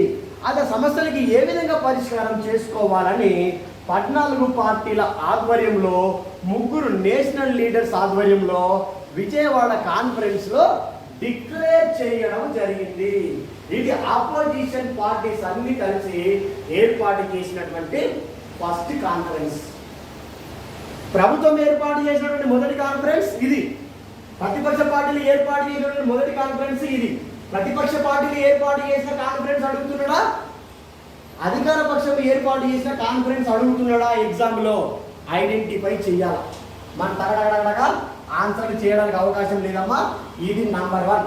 ఈ విజయవాడ కాన్ఫరెన్స్ అనేటటువంటిది అయిపోయింది 1983 ఎన్టీఆర్ గారి ఆధ్వర్యంలో. దీని తర్వాత మళ్ళీ మనకి ఇక్కడ ఏదంటే శ్రీనగర్ అనేటటువంటిది ఒక ప్రాంతం ఉందమ్మా. శ్రీనగర్ అనేటువంటిది ఏ రాష్ట్రంలో ఉంది చెప్పండి? జమ్మూ కాశ్మీర్ ఉంది, అదే కదా. దీని తర్వాత మళ్ళీ మనకి ఇక్కడ రెండోది ఏం జరిగిందంటే శ్రీనగర్ సమావేశం అనేటటువంటిది జరిగింది. సేమ్ ఏదిగా లిటిల్ ఏదైనా మనకి తక్కువ సమయంలో జరిగిందనమాట. ఈ శ్రీనగర్ సమావేశం అనేటటువంటిది కూడా 1983లోనే జరిగింది. అక్టోబర్ నెలలో జరిగింది అనమాట. ఇక్కడ ఎప్పుడు జరిగిందంటే శ్రీనగర్ కాన్ఫరెన్స్ అక్టోబర్ నెలలో జరిగింది. మరి ఇక్కడ విజయవాడ కాన్ఫరెన్స్ కి శ్రీనగర్ కాన్ఫరెన్స్ కి తేడా ఏంటి అనేటువంటి విషయాన్ని ఇక్కడ మీరు గుర్తుంచుకోవాలి. అది ఇక్కడ ఫారూక్ అబ్దుల్లా అనేటువంటి వ్యక్తి ఉన్నాడా? నేషనల్ లీడర్ వచ్చినా కదా ఇక్కడికి. ఆ నేషనల్ లీడర్ ఎక్కడి నుంచి వచ్చిందంటే శ్రీనగర్ నుంచి వచ్చింది. ఆ శ్రీనగర్ నుంచి ఇక్కడ అయిపోయిన తర్వాత ఏమైపోయింది, ఎంబడే శ్రీనగర్ పోయి అరే ఇలాంటి కాన్ఫరెన్స్ మా ప్రాంతంలో కూడా పెడదామని చెప్పేసి ఈ శ్రీనగర్లో ఈ ఫారూక్ అబ్దుల్లా ఎవరైతే ఉన్నారో ఈ ఫారూక్ అబ్దుల్లా ఆధ్వర్యంలో శ్రీనగర్ కాన్ఫరెన్స్ అనేటటువంటిది జరిగిందన్న విషయాన్ని ఇక్కడ గుర్తు చేసుకోవాలి. అది ఇక్కడ ఏమని డిక్లేర్ చేయడం జరిగింది, ఇక్కడ ఏ నిర్ణయం, ఇక్కడ మొత్తం ఈ నిర్ణయం ఏం చేసిరంటే ఒక నిర్ణయం చేసిర్రు. ఆ నిర్ణయం ఏంటంటే మన రాష్ట్రంలో కానీ దేశంలో ఉన్న కానీ గవర్నర్స్ ఎవరైతే ఉంటారో ఈ గవర్నర్ యొక్క వ్యవస్థ ఏదైతే ఉంటుందో ఈ గవర్నర్ సిస్టమ్ ఏదైతే ఉంటుందో దాన్ని బ్యాన్ చేయాలి. ఏం చేయాలి? దాన్ని బ్యాన్ చేయాలి అంటే దాని మొత్తానికే రద్దు చేయాలి అని చెప్పడం జరిగింది. మనకి క్వశ్చన్ వస్తుంది, ప్రతిపక్ష పార్టీలు ఏర్పాటు చేసినటువంటి ఏ సమావేశములు గవర్నర్ వ్యవస్థను రద్దు చేయాలన్నారు? గవర్నర్ వ్యవస్థను రద్దు చేయాలని ప్రతిపక్ష పార్టీలు ఏర్పాటు చేసిన ఏ కమిషన్, ఏ సమావేశం అంటే సెకండ్ సమావేశం అని చెప్పేసి మీరు ఇక్కడ ఖచ్చితంగా ఎందుకలా గుర్తుకుంచుకోవాల్సిందే. అదొకటి. దీని తర్వాత 3వ కాన్ఫరెన్స్ అనేటువంటిది ఏంటంటే కలకత్తా సమావేశం. 3వ ఏదమ్మా మనకి ఇక్కడ కలకత్తా సమావేశం. కలకత్తా ఏముంది? కలకత్తా ఎక్కడ ఉంది చెప్పండి? కలకత్తా సమావేశం 1984లో కలకత్తా సమావేశం. ఈ కలకత్తా కాన్ఫరెన్స్ అంటాం అనమాట. ఈ కలకత్తా కాన్ఫరెన్స్ ఎప్పుడు జరిగింది? 1984లో. ఎప్పుడంట? జనవరి నెలలో జరిగిందట. ఎప్పుడు జరిగిందట? జనవరి నెల 13వ తారీఖు రోజు జరిగిందట. ఎగ్జాక్ట్లీ డేట్ ఒకవేళ అడిగితే మాత్రం గుర్తుంచుకోండి. 13వ తారీఖు రోజున ఈ ఏం జరిగింది? జనవరి 13వ తారీఖు రోజున కలకత్తా కాన్ఫరెన్స్ జరిగింది. ఫస్ట్ కాన్ఫరెన్స్ లో 14 పార్టీలు వచ్చినాయి. అదే కదమ్మా, 3 నేషనల్ లీడర్స్ వచ్చారు. ఒక ఆయన ఎక్కడ తెచ్చాడు? శ్రీనగర్ జమ్మూ కాశ్మీర్ తెచ్చాడు. మన ఇక్కడ ఇనంగానే ఈ మీటింగ్ చూడండి ఆయన బాగా ఎక్సైటింగ్ గురయ్యాడు. మరి ఇలాంటి మీటింగ్ నేను కూడా ఎందుకు పెట్టద్దు అని అనుకున్నాడు. పోయిండు. మళ్ళీ శ్రీనగర్లో సమావేశం జరిగింది. ఆ శ్రీనగర్ సమావేశంలో చాలా మంది పార్టిసిపేట్ అయ్యారు. కానీ అక్కడ అన్ని ఆపోజిషన్ పార్టీస్ అన్ని స్టేట్ పార్టీస్ కలిసి ఒక డిసిజన్ తీసుకున్నారు. ఏం డిసిజన్ అది? గవర్నర్ సిస్టమ్ ఏదైతే ఉంటుందో దాన్ని బ్యాన్ చేయాలని. అక్కడికి సెకండ్ కాన్ఫరెన్స్ అయిపోయింది. దాని తర్వాత ఎప్పుడైనా మళ్ళీ ఏ కాన్ఫరెన్స్ కండక్ట్ చేసి ఇక్కడ కలకత్తా కాన్ఫరెన్స్ అనేటువంటిది కండక్ట్ చేయడం అనేది జరిగింది. అయితే ఇక్కడ ఎన్ని పార్టీలు హాజరు కావడం జరిగిందంటే ఇక్కడ ఫస్ట్ దాంట్లోనేమో మనకి ఎన్ని పార్టీలు వచ్చినాయి? ఫస్ట్ దానికి 14 పార్టీలు వచ్చినాయి అనేది. ఫస్ట్ దానికి ఎన్ని పార్టీలు వచ్చినాయి? 14 పార్టీలు వచ్చినాయి. అదే ఈ కలకత్తా సమావేశం ఏదైతే ఉందో ఈ కలకత్తా సమావేశానికి 19 పార్టీలు అటెండ్ అయ్యాట. కలకత్తా కాన్ఫరెన్స్ కి అటెండ్ అయినటువంటి పార్టీలన్నీ కలకత్తా సమావేశానికి హాజరైనటువంటి పార్టీస్ ఏంటి అమ్మా? ఎన్ని పార్టీలు అటెండ్ అయింది? ఇక్కడ ఎన్ని పార్టీలు? 19 పార్టీస్ అటెండ్ కావడం జరిగింది అన్నమాట. అది కూడా దీనికంటే ముందు మనకి ఏదైతే ఉందో ఒకే అంశం పైన డిస్కషన్ జరిగింది చాలా సీరియస్గా. అది గవర్నర్ వ్యవస్థని బ్యాన్ చేయాలని చెప్పేసి. అది ఇక్కడనేమో ఒకే అంశం పైన వన్ ఇష్యూ పైన డిస్కషన్ జరిగితే ఈ కలకత్తా కాన్ఫరెన్స్ లో ఎన్ని అంశాల పైన డిస్కషన్ జరిగిందంటే 11 ఇష్యూస్ పైన డిస్కషన్ అనేటటువంటి జరిగిందన్నమాట. ఆ డిస్కషన్ లో చాలా చాలా చాలా చాలా ప్రాముఖ్యమైనటువంటిది ఏంటి అని అంటే ఈ పీడిఎస్ అని అంటారు మనకి. విన్నామని ఇక్కడ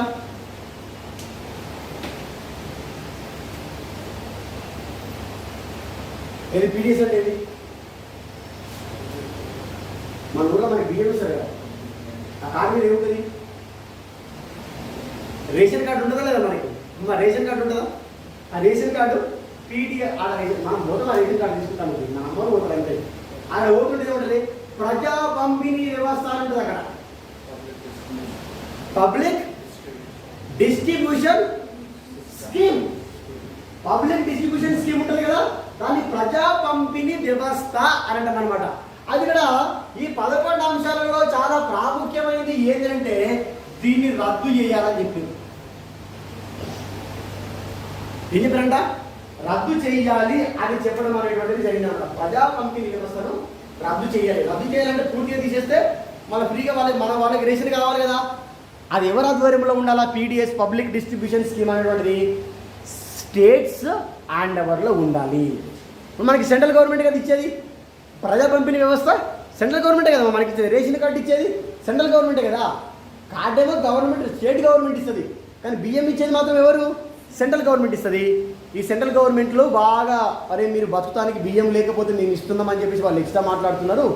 అది ఈ వ్యవస్థను మొత్తానికి తీసిపడేసి ఆ పీడిఎస్ స్కీమ్ ఏదైతే ఉంటుందో దాన్ని స్టేట్లో భాగంగా చేర్చాలి అన్నది నమ్మకం.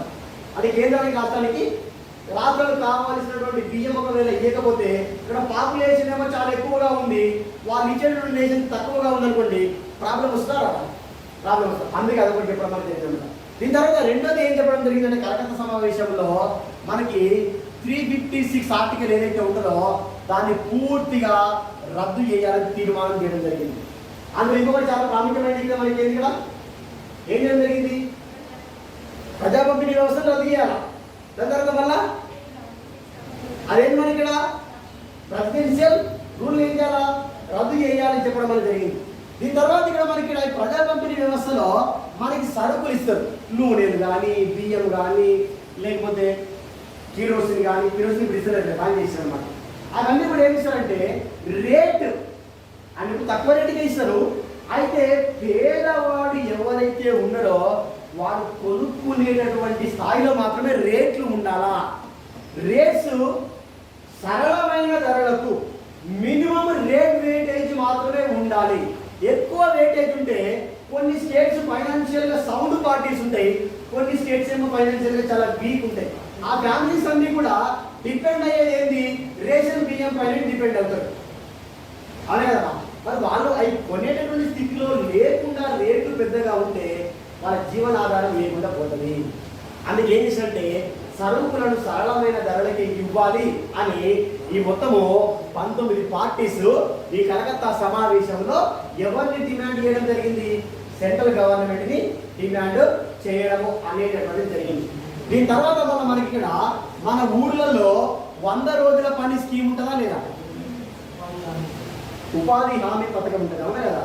క్లాసులు వెళ్ళినప్పుడు దానికి 5 రోజులు పోతా కొంచెం పర్సెంటేజ్ వస్తుంది, 250 రూపాయలు వస్తాయి. ఏం చేస్తుంది, ఉంటే రావు కదా. నాకు కూడా ఉపాధి హామీ కార్డు ఉంది. అది ఉపాధి హామీ కార్డుని రాష్ట్రాలలో ఇంకా విస్తృతంగా పెంచాలి. ఏం చేయాలంటే రాష్ట్రాలలో దాన్ని ఇంకా ఎక్కువ చేయాలి. అంటే మినిమం వర్క్ వెయిటేజ్ ఎంత, 100 డేస్ మాత్రమే. 100 డేస్ అంటే మనకి 365 డేస్ ఉంటాయి. మళ్ళీ రిమైనింగ్ మిగతా డేస్లో ఖాళీగా ఉంటాం. మనం బయట వాడికి వర్క్ దొరకలేదు అనుకోండి, ప్రాబ్లం అవుతుంది. అందుకే ఏం చేశారంటే ఈ 100 డేస్ స్కీమ్ అనేది ఏదైతే ఉంటుందో దాన్ని ప్లస్ చేయాల.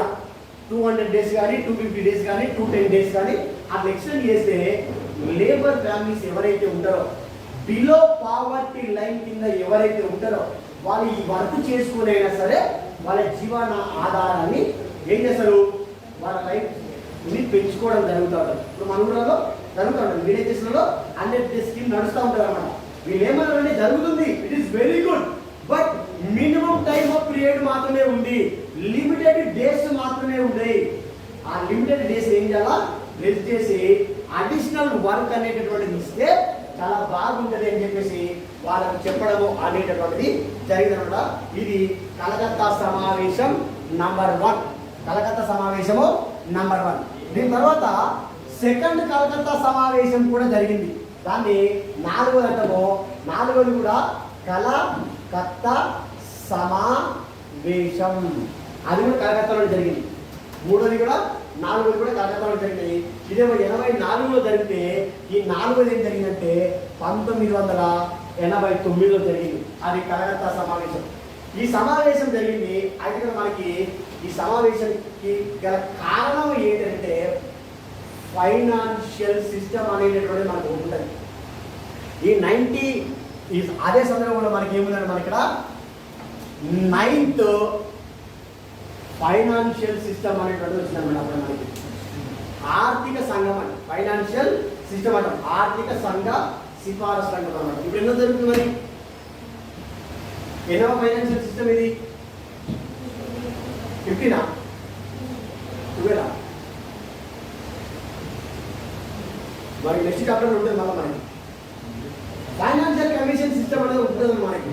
ఆ ఫైనాన్షియల్ కమిషన్ సిస్టమ్ అనేటటువంటిది దేశమైన ఫైనాన్షియల్ సిస్టమ్ అనేటటువంటిది ఏ విధంగా ఉండాలి అనేది డిక్లేర్ చేయడం అనేటటువంటి జరుగుతూ ఉంటుంది. అయితే ఈ 4th కలకత్తా సమావేశం, 4th కలకత్తా కాన్ఫరెన్స్ కండక్ట్ చేయడానికి what is the main reason is 9th financial commission report. 9th financial commission report అనేటటువంటిది అన్నమాట. అంటే 9వ ఫైనాన్షియల్ కమిషన్ రిపోర్ట్ ఏదైతే ఉంటుందో దాన్ని ఏం చేయడం జరిగిందంటే విమర్శ చేయడం జరిగింది. విమర్శ అంటాం దాన్ని మనం ఏమంటాము, విమర్శ ఏమంటామమ్మా, క్రిటిసిజం అంటాం, అవునా కదా. క్రిటిసిజం అంటాం, క్రిటిసైజ్ చేసింది అనమాట. ఆ 9th ఫైనాన్షియల్ కమిషన్ ని క్రిటిసైజ్ చేయడానికి అపోజిషన్ పార్టీస్ ఏర్పాటు చేసిన కాన్ఫరెన్స్ ఏది అంటాడు. కలకత్తా కాన్ఫరెన్స్ 1989లో అది ఏర్పాటు చేయడం అనేది జరిగిందన్నమాట. దీని తర్వాత మనకి ఇక్కడ ఏం చేయడం జరిగిందంటే దాని తర్వాత స్టేట్స్కి బెనిఫిట్ అయ్యే విధంగా మాత్రమే ఈ ఫైనాన్షియల్ సిస్టమ్ అనేటువంటిది ఉండాలి, కానీ సెంట్రల్ గవర్నమెంట్కి బెనిఫిట్ అయ్యే విధంగా మాత్రమే ఇది ఉంది. All states don't have any financial benefits to related to 9th financial commission report. ఈ 9th ఫైనాన్షియల్ కమిషన్ రిపోర్ట్ వల్ల స్టేట్స్కి ఎలాంటి బెనిఫిట్స్ లేదు, మేమందరం కూడా లాస్ అయిపోయాము. కాబట్టి నెక్స్ట్ వచ్చే ఫైనాన్షియల్ కమిషన్లో ఏం చేయాలా, స్టేట్స్కి బెనిఫిట్ అయ్యే విధంగా ఉంటే బాగుంటుందన్న విషయాన్ని ఇది అక్కడ తెలియజేయడం అనేటువంటి జరిగింది. ఇవి ఏ సమావేశాలు మొత్తము ఏంటంట, మనకిక్కడ 4 అపోజిషన్ కమిటీస్ ఏర్పాటు చేసినటువంటి రిపోర్ట్స్ ఉన్నాయి, గవర్నమెంట్ ఏర్పాటు చేసినటువంటి రిపోర్ట్స్ ఉన్నాయి. అంటే మనకి అక్కడ ఒక 8 రిపోర్ట్స్ అవునా కదా, అక్కడ 8 కాన్ఫరెన్సెస్, ఇక్కడ 4 కాన్ఫరెన్సెస్ అనేవి ఉన్నాయి. అక్కడ 8 ప్లస్ 4 ఎంత 12 రిపోర్ట్స్ మొత్తం కూడా related to which topic, central and state government. ఖచ్చితంగా గ్రూప్ 1 ఎగ్జామ్లో క్వశ్చన్ పక్కా ఉంటుంది. మీరు గ్రూప్ 2 ఆంధ్ర వాళ్ళు రాస్తే మాత్రము ఇది చాలా చాలా పెద్ద topic.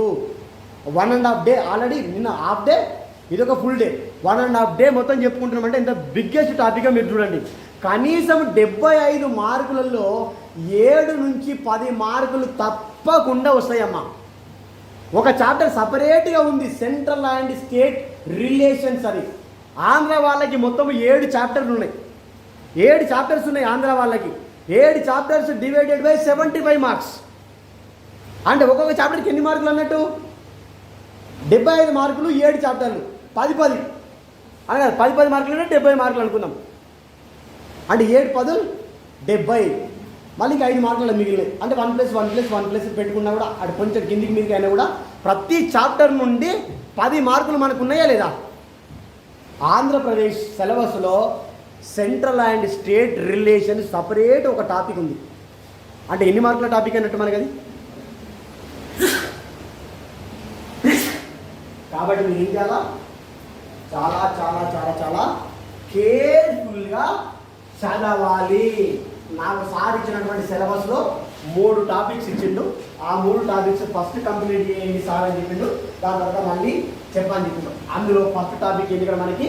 Central and state relations అనే టాపిక్ అనేటువంటి కంప్లీట్ అయిపోయింది.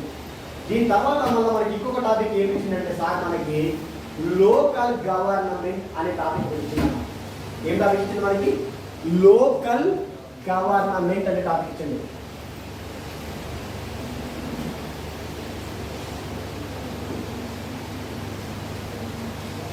లోకల్ గవర్నమెంట్ టాపిక్ ఇచ్చింది.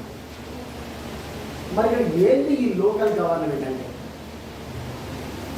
లోకల్ గవర్నమెంట్ అంటే అసలు ఏంటి? మీ ఐడియా ఏంటి లోకల్ గవర్నమెంట్ అంటే చెప్పండి.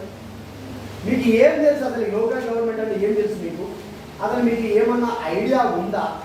ఐడియా ఉంటే ఏం ఐడియా ఉంది అన్న కదా, అది మనం చూసుకోవాలి. ఏంటి? What is the importance of the local governments? What is the historical background of local governments?